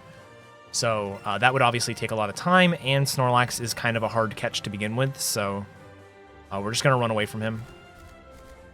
I probably should have grabbed that Doduo, but I'll risk it. And yeah, so here is another trainer skip. This is probably the second to last one that we found of the 4. You just have to hug the wall on the bottom, and then you can get past him. It's very simple, but it was very easy for us to like not notice that you can do. Wait, which one is the last? I forgot. The Victory Road. Oh yeah, right. There is an Eevee that spawned up above. I'm kind of upset. I'm gonna razz this. So we're gonna get Ponyta here. Ponyta is going to. Wow, that counted? Wow, okay. I don't even... What? I don't deserve that one game. Okay. Anyways, so Ponyta we're going to immediately evolve into Rapidash using one of our rare candies. We have a rare candy that's like specifically for this Ponyta. Because Rapidash is in the fastest tier of ride Pokemon. It's going to be very fast for us to be riding, and you're going to immediately notice a difference. So think back like a minute to how fast Rhyhorn was, and then in about a minute's time, just see how fast Rapidash is. I'm just going to mark Rapidash now, actually, so I don't forget.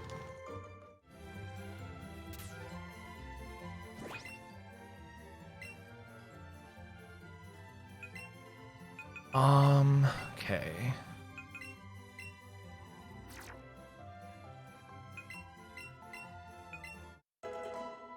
And this right here is one of the best uses of a lure, outside of just getting more experience, is Ponyta actually has a pretty high evolution level. It doesn't evolve until level 40, but luckily with a lure, everything here spawns at 39.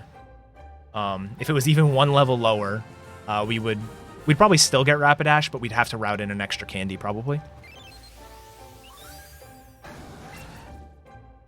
Get Aerodactyl. Yeah. Aerodactyl was also a potential ride Pokemon for us. The problem with Aerodactyl, there's two main problems. One is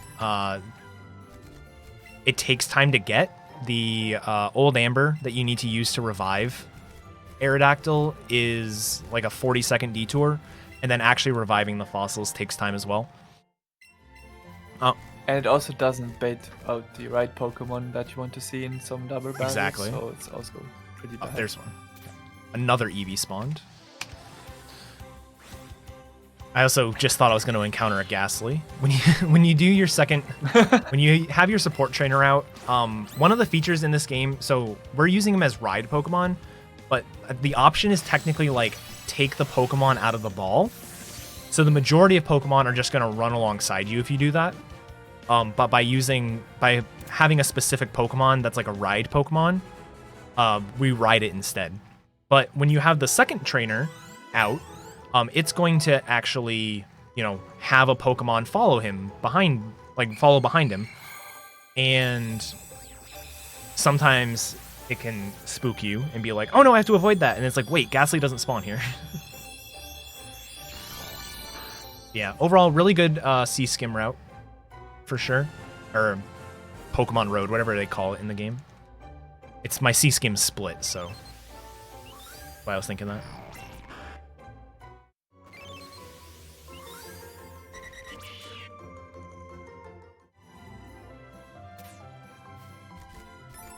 And then... It's been a while since you've beaten a gym, eddaket. What? It's been a while since you've beaten a gym. It has been a while since I've beaten a gym. It's, I think we beat a gym around, like, the 38-minute mark. And what are we? An hour 56? Also, another good point about Rapidash is that it looks much cooler when you're doing that movement on cycling road. Yes, it does. Alright, so here we're going to get this little cutscene. Unfortunately, this one's not skippable. And we get to see a bunch of Pokemon be really mean to our Eevee, like Tauros, big bully.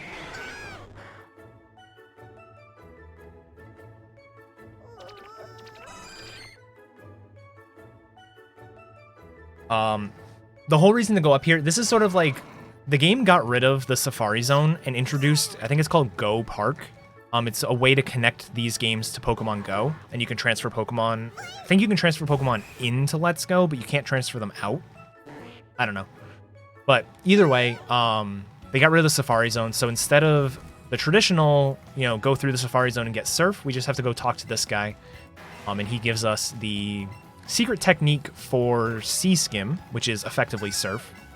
I didn't mention it earlier when we got the Fly one, but these don't require any badges. So in the original games, Misty was required to be beaten in order to use Cut.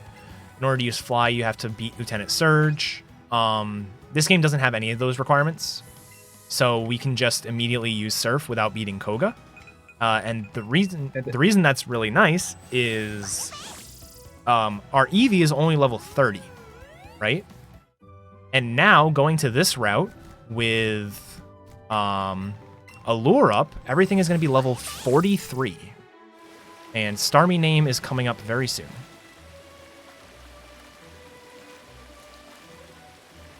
In fact, basically also, now.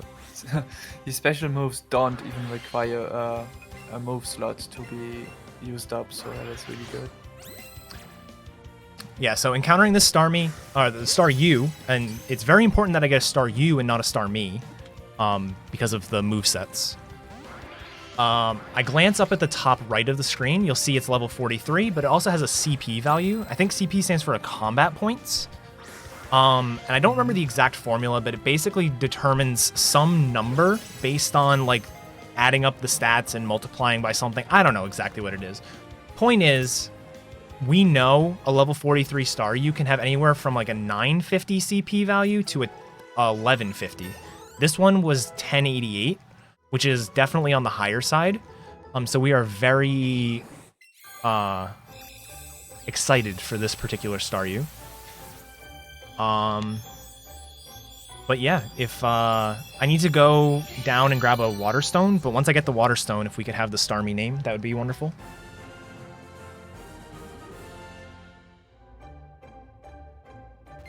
Not a problem. it has not changed since the last time we mentioned it. Looks like it's currently still going to be Yeet Yacht, unless somebody wants to get something in really quickly. Oh, you have a little bit more time because I found a tentacle on the way.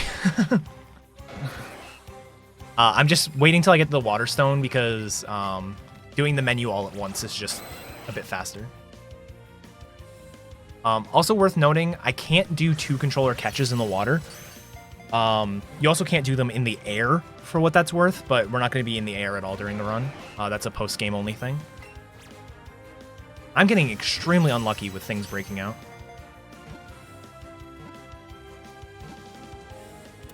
Alright. So that is that. I think everything in my party is evolved except for the things that usually stay in my party, so that's good. Also really convenient that we have a water stone here. Yeah, the stones in this game are, like, stupidly expensive. They're $5,000 a piece, and yeah, if there wasn't one right here, I think we'd still use Starmie, but it would be a lot, be a bit slower. So we said that Yeet Yachts is the name? Singular, Yeet All right. Yacht. Space in the middle, doesn't matter. If you can, the space, Okay. yes. Let's see, 1, 2, 3. Yeah, I should be able to. Also before Starmie was used as your main Pokemon in the speedrun, there were a few different competing routes, mainly Starmie existing from pretty early on because Japanese players found that strat to be very good, and it was. And the other main competing route was using a fossil. They were using Kabutops, Yep.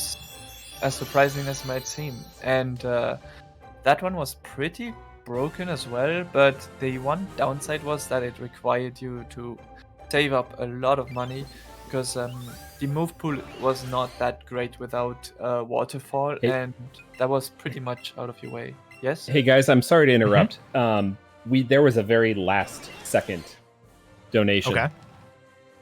You're going to be naming this Starmie Patrick. All right. I was maybe 15 seconds away from naming it, so there you go. Patrick it is. And that's thanks to Mod366. He's saying, is this Yeet Yacht? No, this is Patrick. All right. I like it. All right, so we have Patrick the Starmie. Thank you very much. Very, very creative. Well, there was a SpongeBob run earlier today, so it's kind of fitting. I guess.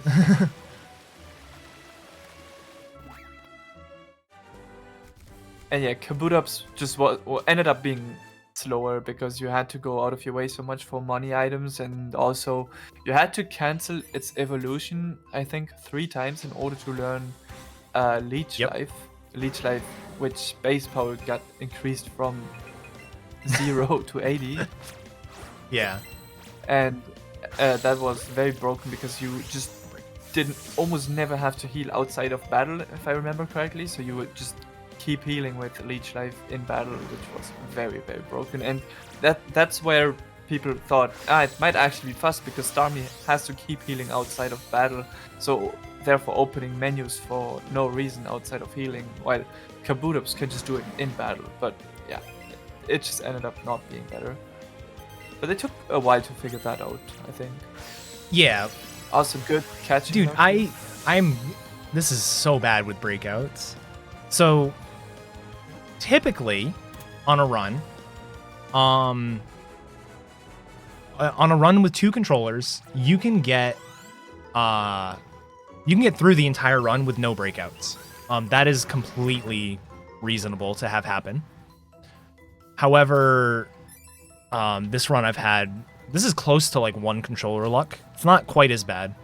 Back in the 1 controller days, you were lucky if your run had less than 20 breakouts.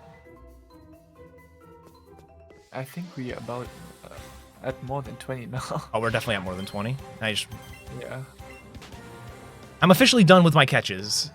I can just evolve into everything I need. So I just want to grab this rare candy. This rare candy's not necessary, typically, But for marathon safety, there's a few ranges in the late game that I'd like to avoid. So I'm going to grab 1 extra rare candy over like a traditional beginner route and 2 extra over a record route. That was actually a good dodge. All right. Oh my god, that was not a good dodge. I hate this game, if you guys didn't know. All right. So this here is we mentioned earlier that the Archer fight was like probably the second worst fight in Eevee and the worst fight in Pikachu. This was probably the worst fight in Eevee and the second worst fight in Pikachu. With only 1 controller. This fight was atrocious. It was basically set up a light screen, or either in Eevee you would set up like a light screen using Glitzy Glow, but you'd set up an X special defense, and then hopefully live, not get paralyzed, all that kind of stuff.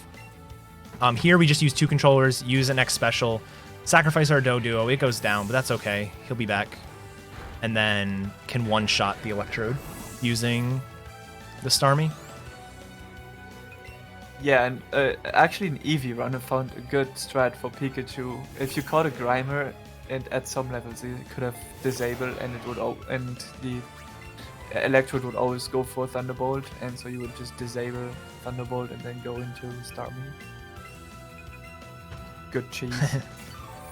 Definitely. We are going to revive the Doduo there because we actually want specifically Doduo for 1 fight. It wasn't, it's not as prominent in the run as something like Starmie is. We're going to use it for 1 battle. But that 1 battle is very important, and we really want to be evolved by then. So Pokemon that's fainted doesn't gain experience, so we need to revive it. Yeah, despite Starmie's insane coverage, it is actually pretty bad against Executors. Yeah. It's kind of funny. Yeah, it's like the one typing that is bad against. Grass Psychic's just too good.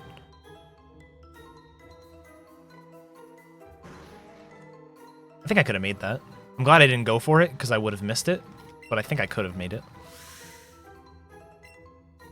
This spinner here is one of them. I didn't have to take the bed rest. That was dumb. This spinner right here is one of them that is... If you have really good movement and get kind of lucky, because he can be in different spots in his cycle, then you can sometimes skip having to wait one of those turns.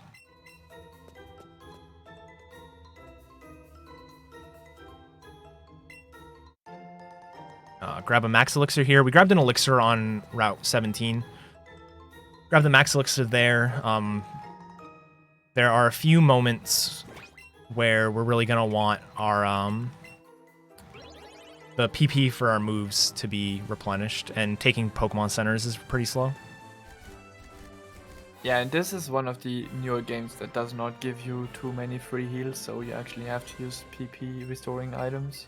Yeah, like I think there's 1 free heal right before the rocket fight outside of Rock Tunnel. And other than that, it's just you using healing items. Yeah, you somehow get one in Viridian Forest after the Pidgey fight. Oh, right, yeah. That is not announced at all. Also, quickly go to Eddaket's channel and redeem the emote quiz time, please. And spam that in the chat, please. Yes. Yeah, so the gimmick for entering... Oh, yeah, we're entering a gym for the first time in, like, 2 hours. The gimmick for entering this gym was unlock the door, which we needed to go through Pokemon Mansion to get the secret key. And then once we're in the gym, we get this quiz. If we answer any of the quiz questions wrong, we'll have to face another trainer. So we just answer them all correctly. Luckily, the quizzes are very easy and always the same. It's the first option and then the second option for the next 2 questions. Anything but the first option for the 4th question, and then any option for the last one. Yeah, which is a nice throwback at the fire trial in Pokemon Sun Moon and Ultra Sun Moon, where they did the same thing, where they could throw you with several answers.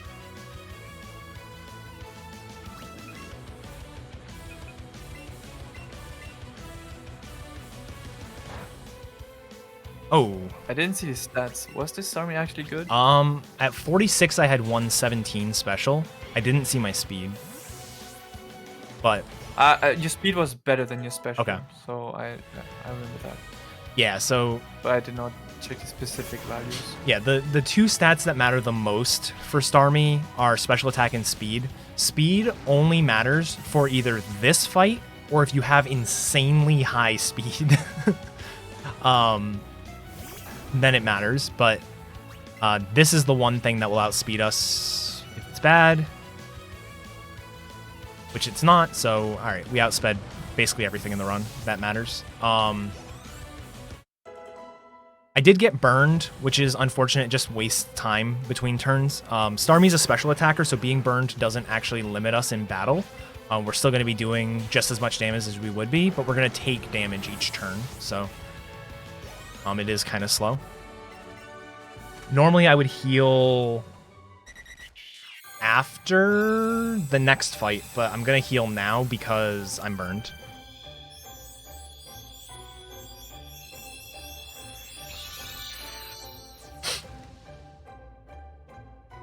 So there's the Dodrio. This is going to stay in our party. We're basically not going to do any party management from now until the point where we're just depositing everything because we've obtained everything we need to. So yeah. That's just going to stick around. And then these late game gyms are sort of designed to be in an order such that we maximize the amount of experience we get. On those Pokemon that still need to evolve. We're going to do Koga as the 7th and final gym leader before the 8th one. So we have as much time as possible. We also have to do a dungeon, if you want to call it that, in Silphco. So it gives us plenty of time to evolve everything.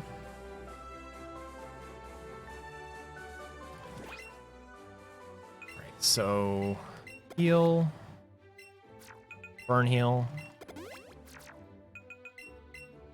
And fly, you can fly in two different ways. We do the town map because it's just the fastest way. But you can also go into like the play with Eevee menu and select it from there. The play with Eevee menu is where you pet the Eevee. So maybe we'll see that soon. Actually, I think if you're shaking the controller and you get the short cutscenes, apparently it's faster to do that. But the cutscene is random, so... Oh, right, yeah. I forgot about shaking Bad the thing to controller, do. yeah. I think Retro was a big proponent of doing that. He would be. Also, bless RNG for cans. Yeah, here. hopefully we get good ones.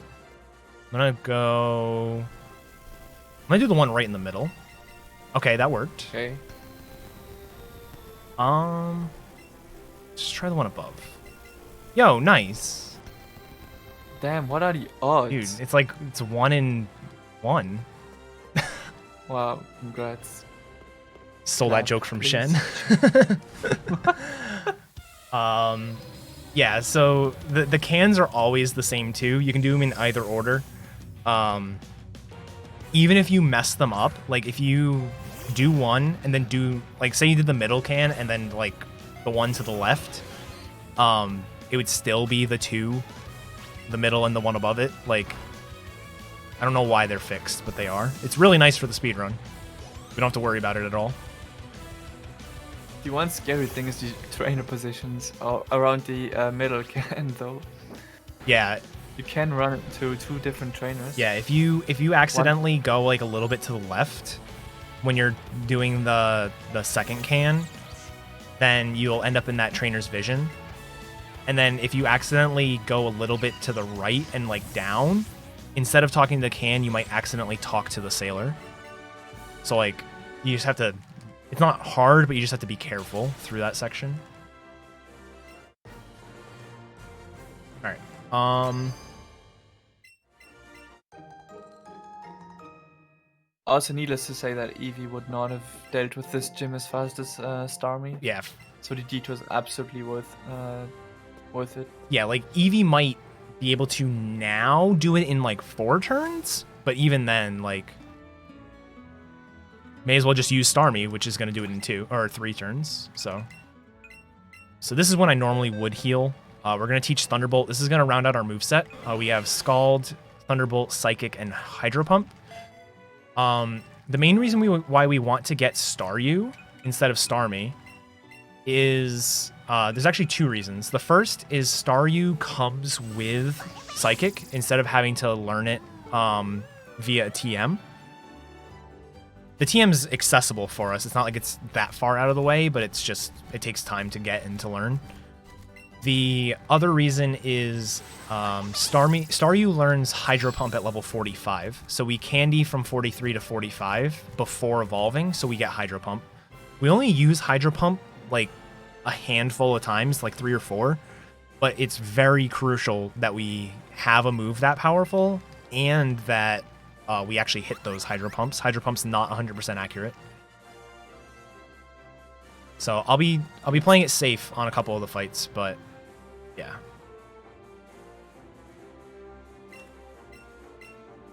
Also, every Pokemon in this gym is considered cute, so kind of sad. Yeah. In order to enter Surge's gym, you had to cut that bush outside. Forgot to mention. And then in order to get into this gym, you have to show her a cute Pokemon, and literally every Pokemon counts. Except Eevee, I think. Does it really not? No. Oh, okay. I was like, wait, what?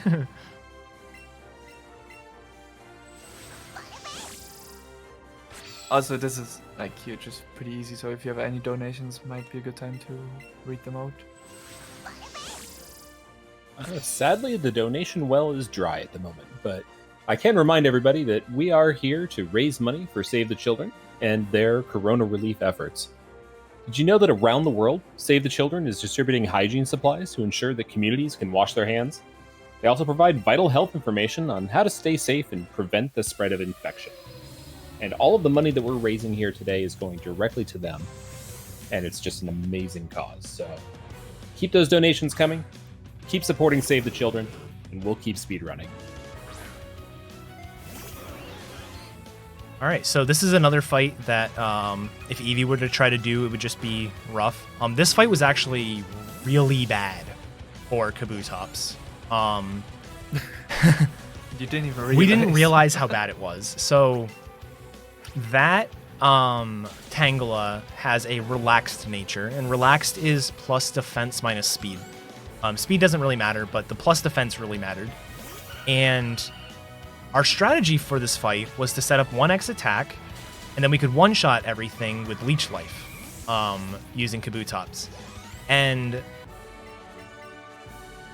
the Tangela would almost always go... I think it would always go for Mega Drain. And we didn't realize Mega Drain was like 75% to KO us. When you factored in all the different like HP and IV values that we could have. And needless to say, we got lucky the first couple times we did that fight because we didn't realize there was even a chance of it killing us. But one of the reasons why Kabutops was so nice is all of like I think all gift Pokemon, I could be wrong on that, so don't quote me, but at least the fossils are guaranteed to have 31 IV, maximum IVs in 3 of the 6 stats. So it was a very, very decent odds that you would get 31 IV attack, you'd have maximum attack, all that kind of stuff. Instead of buying Modest in Celadon City, we would buy Adamant, which is plus attack minus special attack. So it was, it really wasn't that bad. Outside of Tangela and outside of the fact that you had to buy Waterfall, like Wartab mentioned, it was actually a pretty cool route. And it's actually something that if you are interested in, you can still run because our community has a ton of what we call alternate main Pokemon runs, where the objective is to beat the game using something that's not necessarily optimal, but still could be interesting and fun. So like the fastest time to beat the game with Kabutops is like a 308 or a 309. There's alt mains that use like Gyarados, stuff like that. It's pretty cool. But this battle here is sort of my favorite battle in terms of showing off 2-controller fights. I wish more fights in the run could be like this. We're not just going to use our second Pokemon in this fight to beef up the first one. We're actually going to beef up both of our Pokemon during this fight. So Starmie has absolutely nothing to hit this Exeggutor with. So we're going to use an X attack here on Dodrio, and then Drill Peck the Exeggutor. This should go down. And then the next Pokemon that comes in is Charizard. Dodrio can't do anything against the Charizard, but our Starmie can. So we're going to do the exact same thing in reverse. So we're going to use Scald and X Special. And if you're feeling really lucky, you can just Hydro Pump. Don't Hydro Pump. Yeah, if you have pretty high special attack, you can actually just Scald that. But it has to be very, very, very it has high. to be very high, yeah. Wait, what? 120? That is not good, right? I have 120 at 47. It's not amazing. Right, and then, so this fight here is... And I wouldn't say it's the most dangerous fight in the run, but it is my least favorite fight in the run. This is the fight that can waste the most time possible without killing you. You can die, for sure, but most of the time you just waste a lot of time. This is a true double fight, meaning there's 2 people on my side, 2 people on their side. I control 1 of the 4 Pokemon in the battle, so a lot of things can go right with the AI, but a lot of things can go wrong. This first turn has really 3 different things that can happen. We can either get Protect from Muck and Self-Destruct from Electrode, Self-Destruct from Electrode and nothing from Muck, or Thunder Shock, or Thunderbolt from Electrode into Starmie, and that really hurts. This time we got Self-Destruct turn 1 with no Protect. This is the best possible start to the fight. To get the best possible fight, we need Cubone to use Bone Meringue here against the Raticate.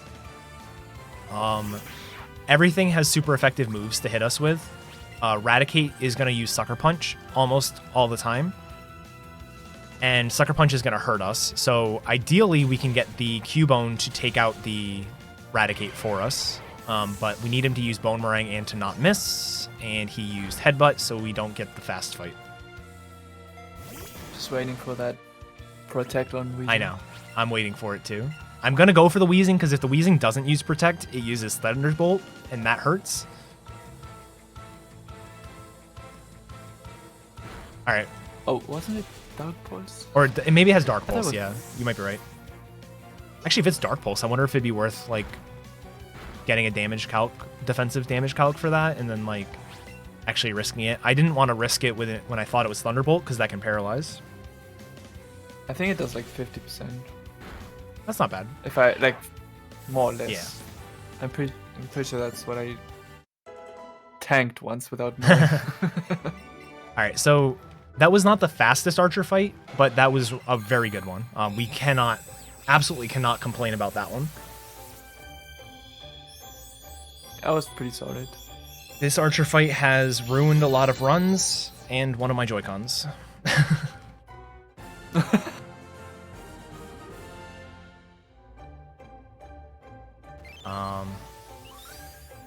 And we almost had 50 catches too.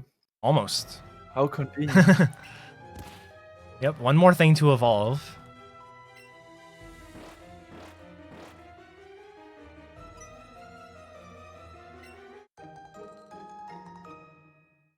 So we have to do that fight in order to get the card key. Card key is going to allow us to actually get through a lot of the area here. And then one thing that was changed in this game, which I think was a pretty cool change, because they made you fight blue at the start, was you don't actually have a rival battle here. Traditionally, in the Gen 1 and Gen 3 remakes, you have a rival battle here. Here we see the rival, but then Archer comes back and is like, hey, I know you just beat me, but stop. And so our rival actually takes on Archer in a battle and allows us to move forward. So it's kind of like a cool little shift. Just be glad that we don't actually fight Archer here. Yeah, no kidding. And then, yeah, another Jesse and James fight. This one is not nearly as complicated as the early ones. This one is, we have a Starmie. Starmie has Psychic. Psychic destroys these pokes, so pretty easy fight. Something I also think we forgot to mention, so the routes between Pikachu and Eevee, at this point, when we start using Starmie, basically sync up. So there's no real big differences between the two games anymore. That's not entirely true, just because I got paralyzed again. Oh my god. What? That's not entirely true, just because technically our rival is going to have different Pokemon. It's going to have Jolteon instead of Raichu, which does actually matter. On the 2 times that we face him, but it's not anything that's like, oh, Pikachu loses time because of this. It's just like you might lose a turn. Yeah, in most cases it doesn't even change anything. It's just like if your Starmie is bad, then you will lose time. Yeah, exactly. But even though my Starmie's not amazing, but I'm actually gonna, because I'm getting more rare candies than usual, I'm actually not gonna lose that turn that I normally would.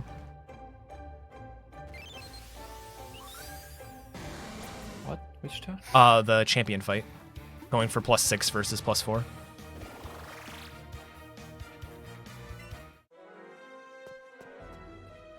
In Eevee? I'm playing Eevee, oh my god. I was thinking I was playing Pikachu. Because now it doesn't matter. Wow. Had me really confused. Dude, I was keeping track of the donation, like bid war, since yesterday, and somebody had dropped like $200+ on Pikachu. So I'm like, well, I'm just gonna be doing Pikachu. That's fine.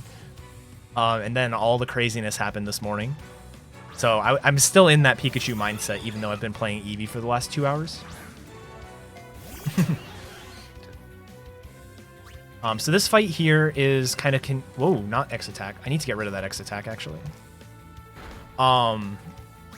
This fight here is kind of convenient. So this Persian almost always goes for Fake Out, which is a move that will always cause you to flinch as long as it uses it the first turn it's in battle. And coincidentally, we don't one-shot everything, so we just set up an X special attack on the flinch turn. We do that. We actually did that earlier in the run as well, but it wasn't really worth mentioning then.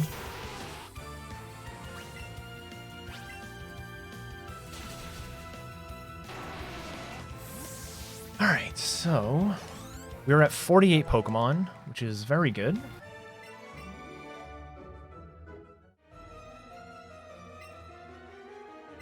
Also, conveniently, we are over level 45. Man, this is so smart, etiquette. Yes. Sabrina's gym requirement is probably the other one that this route really like has to be the way it is because of this gym requirement, is you have to be level 45 to enter Sabrina's gym, which is funny because literally including Sabrina, no Pokemon in the gym is level 45 or higher. Yeah, right. Like her highest level Pokemon is 44 and all of the trainers are also below 45, but whatever. Not important. The Also, oh, go ahead. good job, etiquette, for not forgetting the Master Ball. Yeah. We're done with catching things. Spoiler, the last 2 things we're gonna grab are both gift Pokemon, so Lapras here and then Porygon outside. Talk to him, please. Thank you. But the game actually forces you to grab the Master Ball. If you try to leave without talking to the president of the company and getting the Master Ball, he like stops you and is like, hey, come talk to me.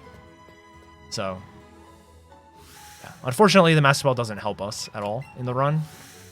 You could technically do Silphco earlier, but like you can do Silphco as soon as you've done the Pokemon Tower section where we got the Poke Flute. But, I mean, Don't do that. Wartab knows all about that. Yeah, I did it in the worst of the 2 games too. It was really, really awful. So hey guys, do we have time for a quick Sure. one? Sure. We've got $10.01 from Jordan97. He's got a question for you. He goes, "Why do these Pokemon games have such strange-looking sobbles?" Hashtag throw the Eevee. Good luck, Eddaket.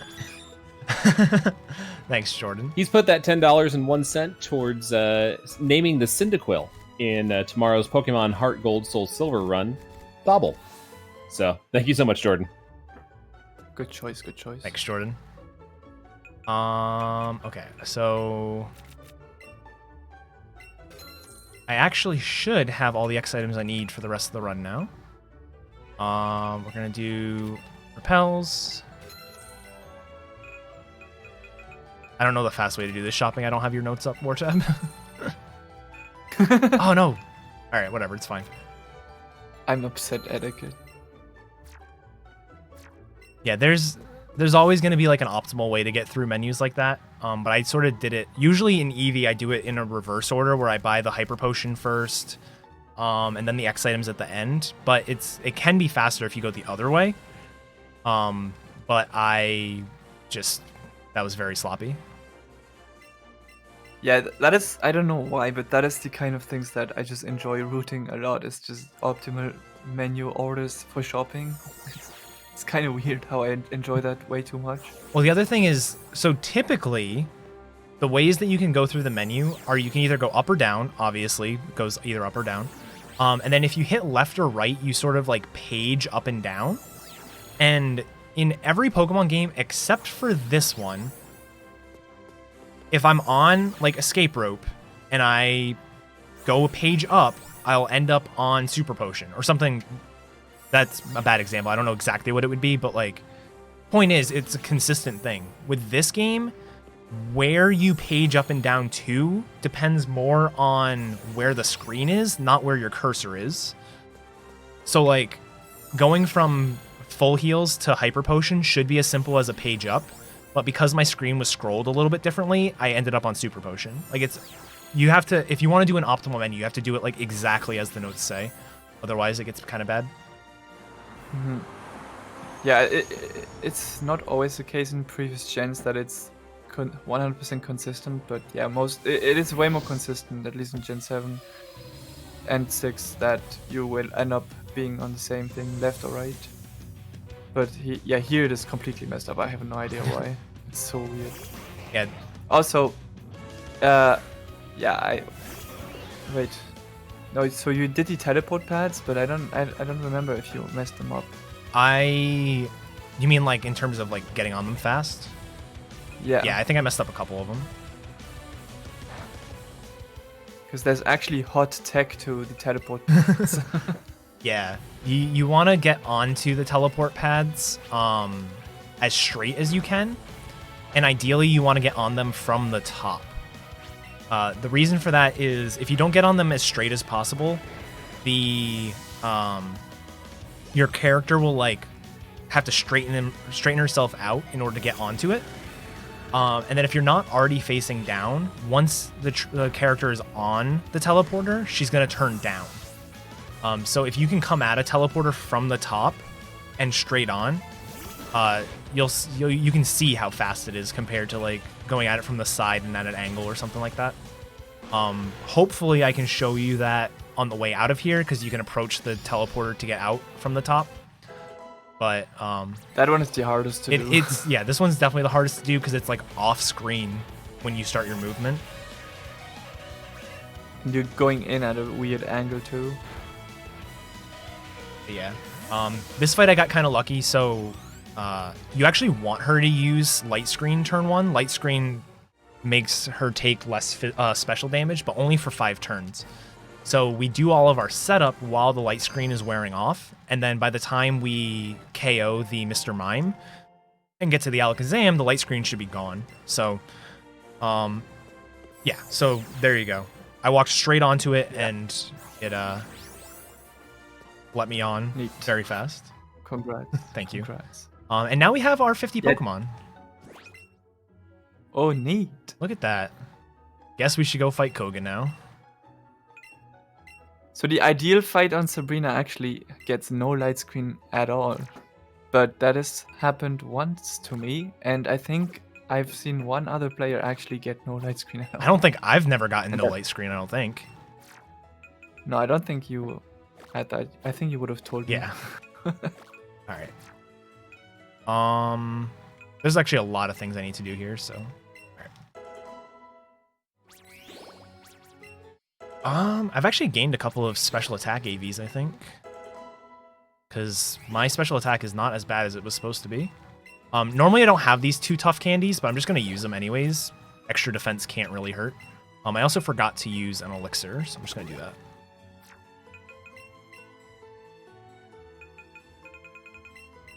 Yeah, so I am... so normally you would rare candy there. You wouldn't rare candy to 51 like I am. You normally rare candy to either 49 or 50. 50 if you're just starting out, for sure. Really the only difference between candying to 49 and 50 is... if you candy to 50, you get turnarounds 1 fight early, so your friendship or your affection gets high enough that you start turning around 1 fight before you would if you only used 2 candies there. But for my safety, I'm going to do an extra rare candy. And the big thing that this gets me is it's going to give me level 53 for Lorelei. And Lorelei has 2 Pokemon that can be kind of rough to one-shot if we're not really high special attack. So this is just going to basically guarantee those. Oh, eddaket. Oh, I'm so sorry. Wait, what happened?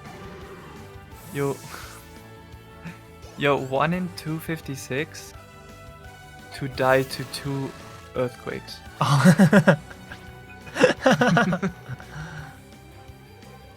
Wait, that's without the X defense?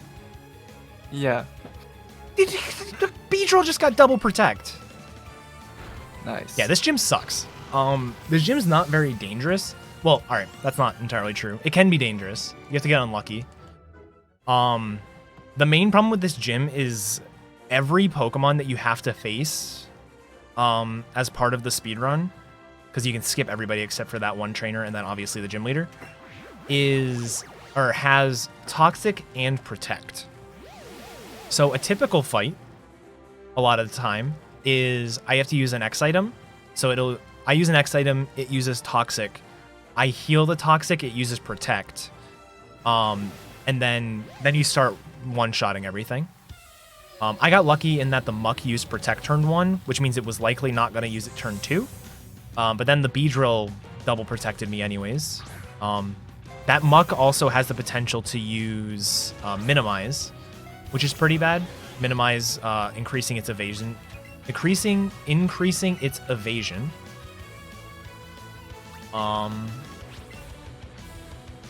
It can also Moonblast, dropping your special attack, so wasting more psychic PP. But the one good point about that is that Weezing can sometimes get baited into using self-destruct turn 1 after Moonblast. Which is the fastest fight if you live. Yep.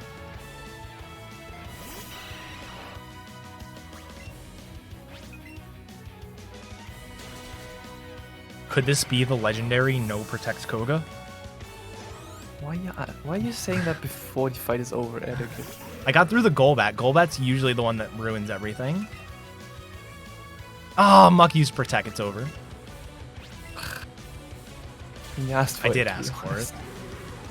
I think one time ever, I have gotten No Protect. Well, alright. When I say No Protect, I mean No Protect that actually mattered. Like, I got Protect, like, on the X attack turn, or X special attack turns, but, I think once ever I've had no moves lost to Protect in this gym. You usually lose at least one.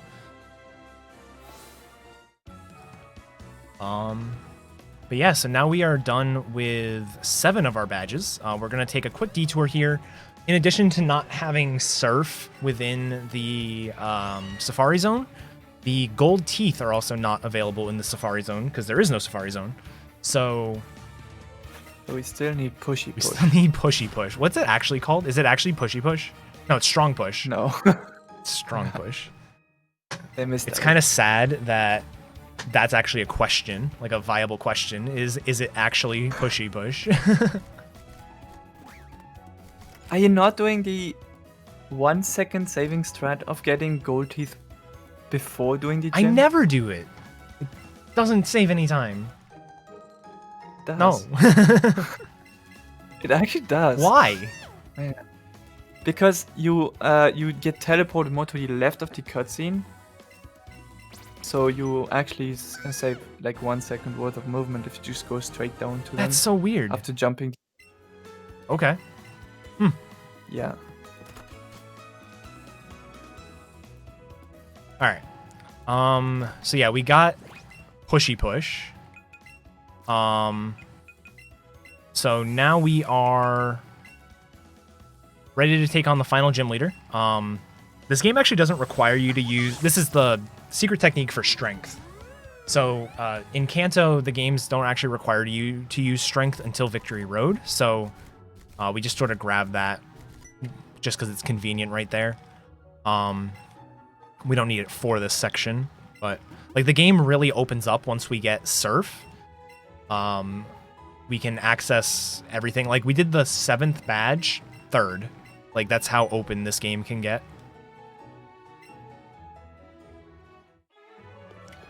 So yeah, we have to go through this little cutscene. Professor Oak is going to tell us a wonderful poem. And then we also get the ability to Mega Evolve. We're not going to Mega Evolve anything, but we could, in theory, at this point. It's just not going to be very useful for us. Well, hey, Edda, I've got a little something for you. Absolutely. Here. Got some encouraging words from Lady Ray85, who donates $20 and says, "Good luck with the run, Etiquette. You got this." Thanks, Lady Ray. So thank you very much, lady. All right. I like to believe that Etiquette can still mess this up. Oh, I can. I still have Hydro Pumps to hit. I think. Yeah, I think you should Yodo some of them I'll... for content. All right. Here's the play. I wish I grabbed the Max Revive in the Underground. Okay, so there are a few Hydro Pumps that we have to hit throughout this run. One of them is in this gym. The second trainer we're gonna fight has a Nidoking that we would need Hydro Pump to one-shot. If we had really high special attack, we could just use Psychic, and it'd be guaranteed. Or actually, What was it? my special attack was like 134, so I need 138 Yeah, to 138 to have Psychic be more likely to KO than Hydro Pump is to hit, which is going to be a common theme throughout this section. Sometimes it'll tell you to use a move that might not kill over Hydro Pump just because Hydro Pump has that 20% chance to miss. So the typical marathon way of doing this next fight is to use a 2-controller battle and do X special attack and something like Scald or Psychic, rather than just go for Hydro Pump, but we're going to go for Hydro Pump. yay. Content. Also, whenever you miss Hydro Pump here, it's like a rule that he never misses Mega Horn. Yeah. Yeah, Mega Horn, I think isn't it also 80 or 85%? It's 85. Oh, cool. I know Oh, that. wait, he missed! I missed and he missed. Clip this. This has never happened before. That's actually pretty crazy.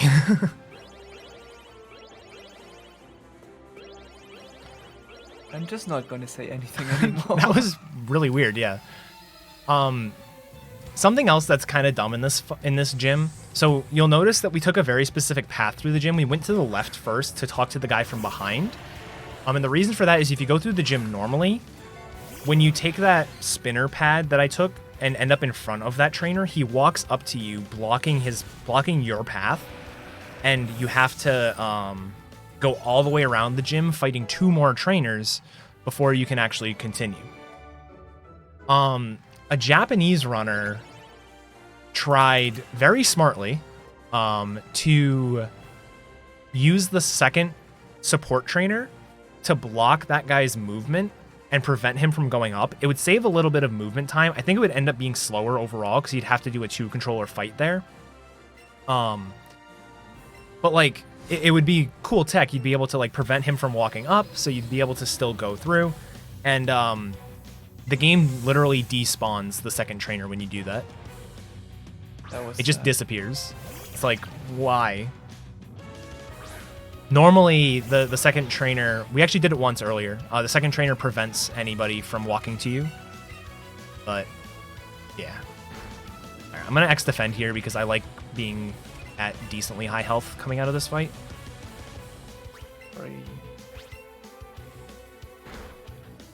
Dude, I got crit. Oh, no. By Slash.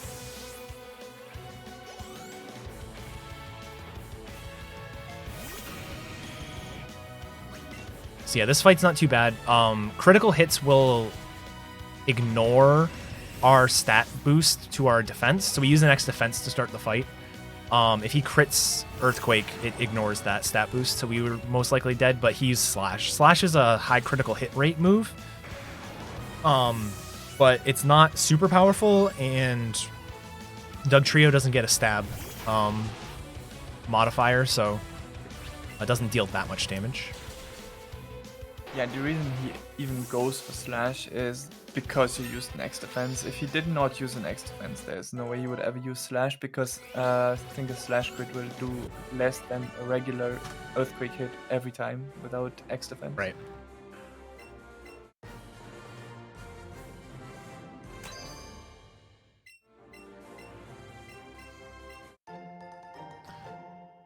All right.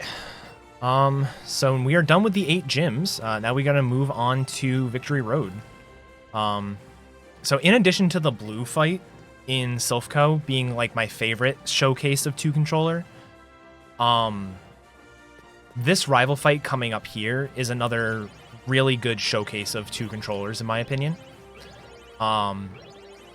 So our rival has 4 Pokemon at this point. He's gonna lead a Pidgeot.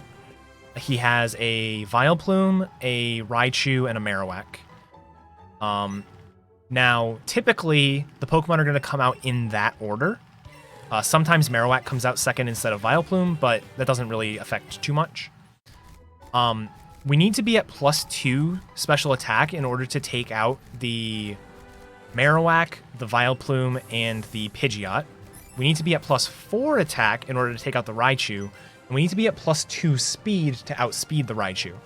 So what we're actually going to be doing is setting up throughout the course of this fight. Rather than setting up all on the first Pokemon, we're going to set up our X Special turn 1. That's going to allow us to KO the Pidgeot. We're going to set up an X Speed on turn 2. Speed doesn't recalculate mid-turn like it does in Generation 8. So we have to use an X Speed the turn before we need it. So we're going to set up the X Speed on turn 2, and then when the Raichu comes out, we can set up our last X Special attack, KO the Raichu, and then we'll have one last turn where our second trainer is doing nothing, so we're just going to heal our Starmie, because the next fight is also pretty dangerous. Mm-hmm. It is also pretty interesting that Starmie baits certain Pokemon out of the rival, and Rapidash baits out another Pokemon out of the rival. So for Starmie it is actually Vileplume, and for Rapidash it is Marowak, for obvious reasons. Before, when we did this fight without Rapidash but with Aerodactyl, that would actually bait out Raichu 50% of the time because of the Aerodactyl.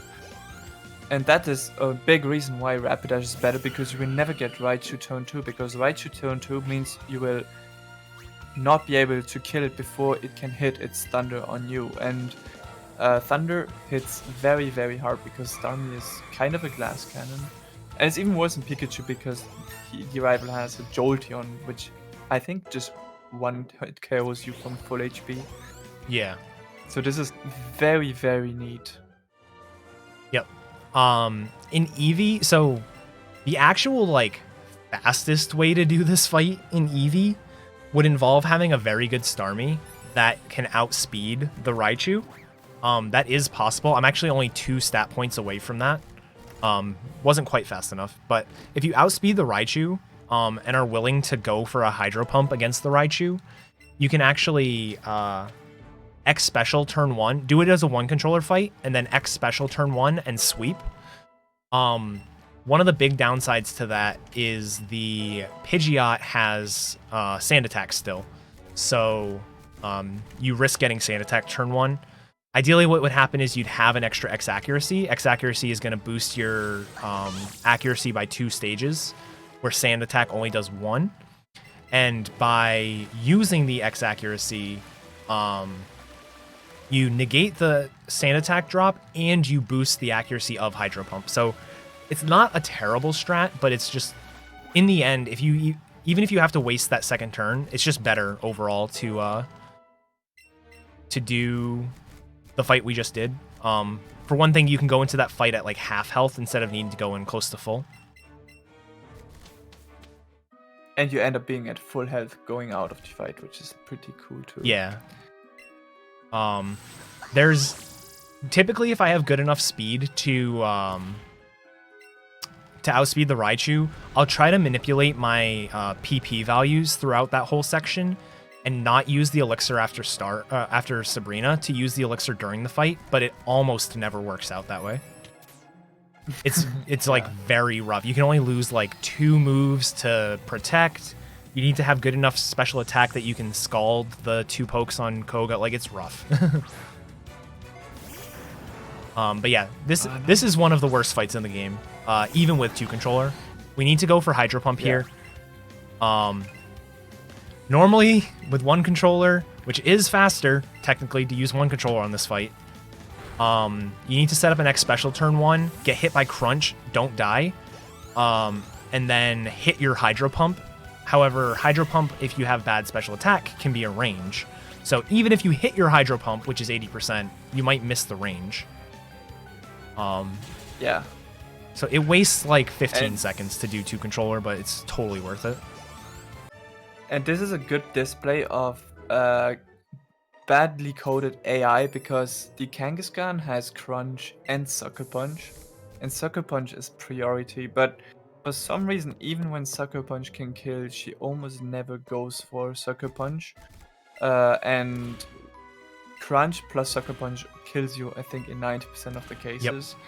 So we're very happy that this is not a thing, because otherwise I think we would always two-trainer fight that. Yeah, and like Crunch can lower your defense, which makes Sucker Punch even more likely to kill you. Like, it's guaranteed. Yeah, guaranteed. Yeah, definitely. But so moving into this fight's one of the most unfortunate fights in the run for me. There's just no good way to do this. You can't one-shot with 1 X special. Even with your candies? I'll go for it, but I don't think so. Oh, look at that. I one-shot. I lied. Always listen to me. I know what I'm saying. But yeah, I did not know. It's pretty unfortunate because like that Hypno can put you to sleep and just waste time. So, yeah, what level are you supposed to be here normally? Like 50 or 51. Yeah, so he's very over leveled, so he can do stuff that we would not normally do in a world record attempt. But it comes at a price of going out of your way a lot. Yeah, so like I would have skipped. So the 2 candies I would have skipped on like a 301 attempt would be the one on Route 6. It's sort of like above the underground house. And the first one in the Pokemon Mansion. I'd still pick up the ones on like, you know, Rocket Hideout, Pokemon Tower, Route 17, Silph Co. but he skipped those other ones. You're going to notice pretty soon, I think right around the time I hit level 53, which I think I hit 53 during this next fight, I'm going to start doing those turnarounds. Whenever I use a super effective move, it's going to... Starmie's going to look back and be like, yay, we did it. Also, this is a trainer you can skip, just like that. That's pretty difficult, actually. That's... Alexa, yeah. Yeah. Play Despacito. Made sure to wait a bit. Yeah, that fight is... It's... Once you, like... If you're prepared for it, that fight's not awful, but if you're not prepared for it, she has a Wigglytuff that has Shadow Ball and hits hard. Also, you have the choice between this trainer and the other ace trainer below her. And the other one has an Electrode that outspeeds Starmie almost every time. So you really do not want to fight that trainer. This one is much better, even if you have to hit a Hydro Pump. I completely forgot that trainer had an Electrode. And I think he also has one more Pokemon. I think he has 4, yeah. Yeah. Fun fact, you can actually Hydro Pump that Golbat. Why? Because sometimes I'm just too lazy to swap the moves. Alright. So one more fight here in Victory Road, and then we're on to the Elite Four. Alright, I need to... Oh, nice. A special attack Eevee. What was my actual stat? Did you see it? 143. Okay. Unless that was before the level up. Either way, I think 143 is... 143 means I can actually Scald the Jinx.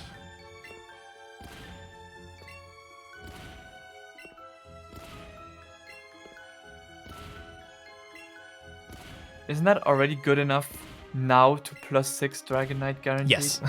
Yeah. Okay. Yeah. I did not need the extra candies. No, you didn't.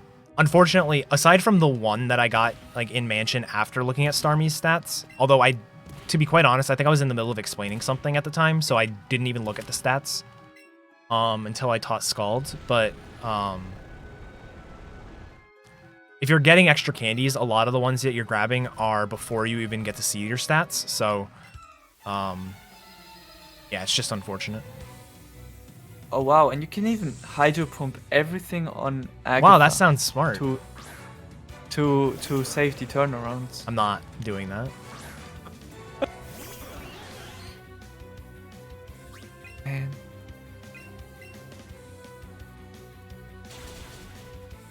This fight here was a scary fight for Kabutops. Kabuto. Yeah. Yeah. They that Power Whip hits hard because Kabutops being Rock Water takes 4 times damage from a grass move. And yeah, so you'll know Even on Starmie, it's pretty even bad. on Starmie it's pretty bad, yeah. You'll notice I'm gonna use Thunderbolt here against this Blastoise, and you'll see the Starmie like turn around. That's what we're talking about when we say turnarounds. Normally, I wouldn't... So, with the minimum number of candies that you should ever go for, I say that because you can skip more, but you really shouldn't. You're not going to get these turnarounds until Agatha. I'm already getting them, and I'm not even in the Elite Four, so that's an effect of the candies. If I didn't have as many rare candies, I wouldn't have gained happiness because of the level ups, also because of the actual, like, act of getting a rare candy gives you friendship as well. So it's a small price to pay, but for safety it's worth it. Okay, and before we go into Elite Four, a last cutscene here, so that's a good point for a last donation, maybe. Excellent. Well, I've got a $20 donation from Scion NX123, who says, I have nothing witty to say. Good luck, Eddaket. Thanks, Scion. Scion's putting that $20 towards choosing Joker for the upcoming Catherine Full Body run. There's a lot of different character selections that you can do for that game, so make sure to check out esamarathon.com/bids to see what you can put those donations towards. And once again, thanks for your donation. All right, so I'm going to go in here and start fighting Lorelei. Normally what I would do is I would heal and deposit Rapidash. However, I'm going to keep Rapidash in my party for the first 3 fights for 2 different reasons. One is Agatha can go wrong, and having a second Pokemon with you just makes it a completely free fight, even if it's a bit slow. But also on the Bruno fight, which is the second fight in the Elite Four, he has the potential to not use an attacking move because we have 2 Pokemon in our party. He has the potential to use, what's the move? Stealth Rock. Stealth Rock, yeah. It's only rock. Yeah. So, because of that extra potential, like, I might be able to go into Agatha without healing at all. So, we just decided to do it that way. Eddaket has really solid defenses, so Agatha should not be a problem with only this little HP missing. Yeah, even if I get Earthquake from the Onyx, I should be fine. Right?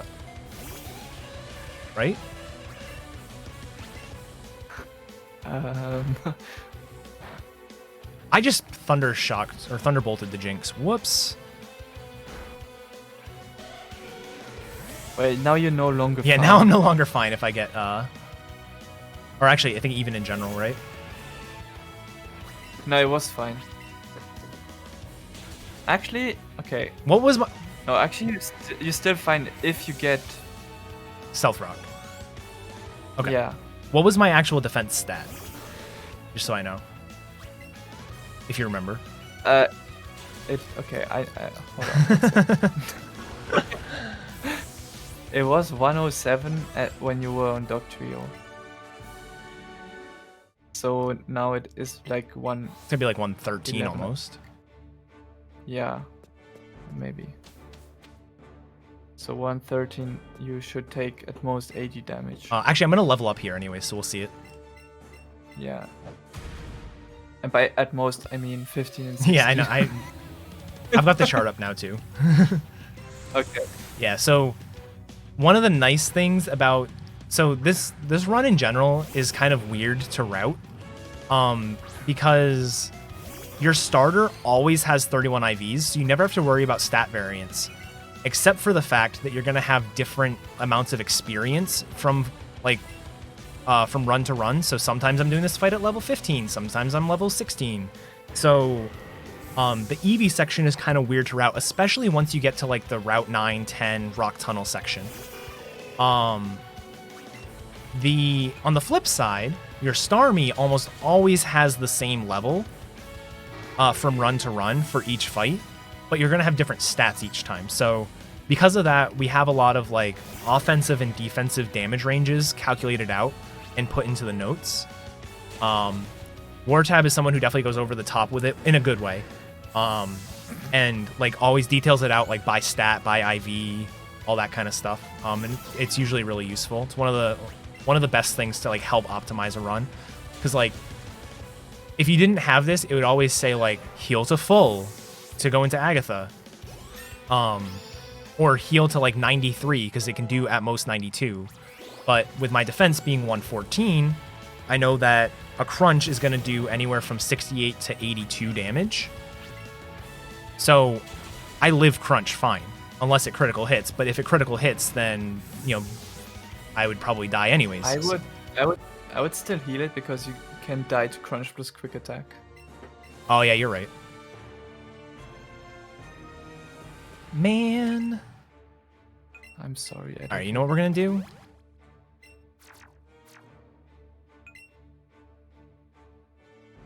I thought you were just gonna use a regular potion just to show off. Alright. Oh, Eevee's sad. I made it happy. Good. There you go, everybody. Some people have asked throughout the run. So there you go. Alright, so Agatha. Agatha is a very weird fight. 95% of the time, the way that this fight goes is I need to set up an X special and an X speed. I'll do X special, she'll use Glare. Glare will paralyze me. I'll use an X speed. She'll use Crunch because that's her most powerful move against me. Do about half health. I'll then use a full restore that I happen to pick up in Victory Road. She'll use Crunch again because it will kill. Yikes. And she used Poison Jab and poisoned me. This happened. What? This happened on my 302, and I don't understand why. What? And This is so bad because you get the defense drop too. yeah. And I expelled my poison. Again, you did that in... Man, oh, I'm out. This is stupid. We're just replaying the end of my 302. Yeah, so I've seen that twice, and it was twice with eddaket. yeah, I was gonna say the first time I think we've ever seen that happen was on the current Eevee world record. The second time I think we've ever seen that happen is 30 seconds ago. She has no business using Poison Jab. Like, no business whatsoever. But she did. And she poisoned, because Poison Jab does that sometimes. And we expelled the poison because we have so much friendship. So, I don't even know what to say. That was a very strange fight. The fact that that happened again. Yeah, I think it's probably because it pre-rolled a crit or It must have something. been, yeah. Yeah, so it's 1 in 24 to actually happen. But since there are other scenarios that can happen, it's probably less likely. Right. But it's like, That's so weird. yeah, it's kind of weird. But yeah, 100% of the time, Poison Jab will poison you 30% of the time.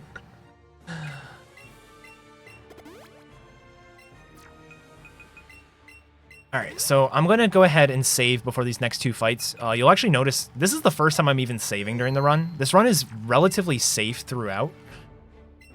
But these last two fights are not technically dangerous. It's just a critical hit ends the fight.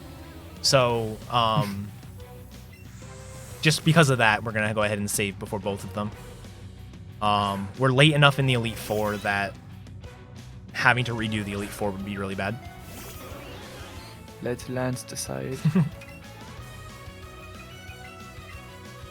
So we'll set up an X special defense. This is going to make us take less damage from all of Siege's attacks. We need to get to +6 attack or +6 special attack, meaning 3 X specials, and +2 speed. Sometimes even being at +6 special attack means the Dragonite is a ranged die, not guaranteed. So that can be kind of scary. We are fine just because we candied so much and our special attack is decent, so we should be good. We use Psychic here throughout this entire fight instead of Thunderbolt, even though Thunderbolt would KO, just because Thunderbolt is super effective and we'd get those turnarounds, wasting 2 seconds per turn. So if it wasn't for Dragonite, or if we had an Ice move, we could go to like +2 or +4, but we just don't. You can, if you really want to, you can get Blizzard in Victory Road, but don't do that, please. We actually timed it to be slower. Is it actually slower? Turnaround. Okay. Yeah. Well, I think Teaching plus turnarounds just was way too much. It was like 10 seconds slower. yeah. I mean, so the main reason why we get as many candies as we do is so we can be level 53 specifically for this Dragonite. If you are level 52, it's a very bad range. So the only way something like Blizzard would be worth it is if you skipped another rare candy. But then that makes all these other fights just awful. Like, your Kangaskhan fight gets worse. Your Koga fights get worse. It's just bad. Yeah, you would have to gamble early on getting a good Starmie. While it's pretty conservative right now by just getting a low amount of candies that is not dangerous for most Starmies. Kinda have to balance that out because you cannot nip the IVs. Yeah. And now at last fight, hopefully no ass slash crits. Don't say anything!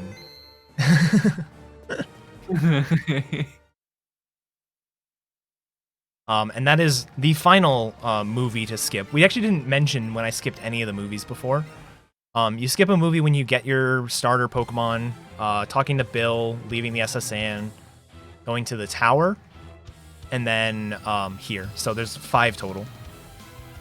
But Eddaket, if you get Air Slash crit, you can actually show off Power of Love. Only if I get Air Slash crit into Power of Love. That's a technicality. I already showed off Power of Love. Yeah, but not the I just spicy. I just used the wrong defense item. Whoops. Yeah, Air Slash is special. Air Splash is special. Just like Gust, which I learned a couple days ago. I'm so bad. I live one more, right? I mean, 50-50. Yeah, you're right. I'm gonna heal because I'm a weenie. I don't think you would live. Does like 27. Oh, no, that's the other one does 27 with quick attack. I didn't use quick attack anyways.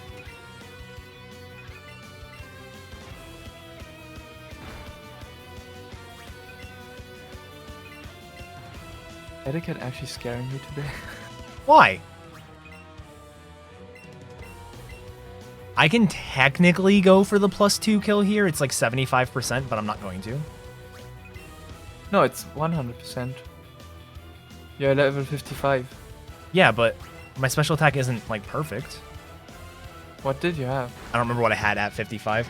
All I know is if I gain no AVs, with 117 at 45, or 117 at 46, I'll have, You gained special attack.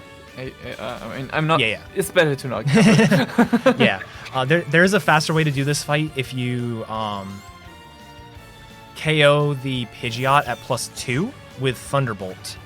And you set up your last X special attack on the Vileplume. Vileplume, for some reason, is like guaranteed to use either Reflect or Solar Beam. It has a move called Sludge Wave that it just doesn't use for some reason. And even Reflect is extremely rare. Yeah. So you would basically set up your last X special there. On the turn, it's going to use Solar Beam. I almost just Thunderbolted the Marowak. And then... I mean, you X defend, so it's fine. I did X defend, you're right. I forgot. But yeah, and for some reason they upped the power of Solar Beam and Sky Attack to 200 that's base so power. bad. It's so broken. Good thing there's no weather in this game. All right. Or Power Herb. Yeah. And yeah, so that's Pokemon Let's Go. The time stops in about like 50 seconds. We got to go through the Hall of Fame sequence. There's gonna be a fade out at the end of Hall of Fame. I'll call it out. But yeah, I just wanted to quickly say thanks to ESA for letting me show off the run. Thanks Wartab for helping commentate. Thank everybody for watching. Hope you guys all had a good time. Hopefully we explained things pretty well and we had a lot of fun. We broke $10,000 for the event so far during the run, so keep that up. And if you guys are interested in this run or other Pokemon speedruns, definitely join the Pokemon Speedruns Discord. Lots of great resources and people in there. So yeah, time is coming up right now. GG, Eddaket. Thanks. I got 313 on my end, so I'm okay with that. With all the breakouts I had, I'm okay with a 313. Kind of makes me sad because this is like only 3 minutes worse than my PB. But yeah, really, really good display of the run.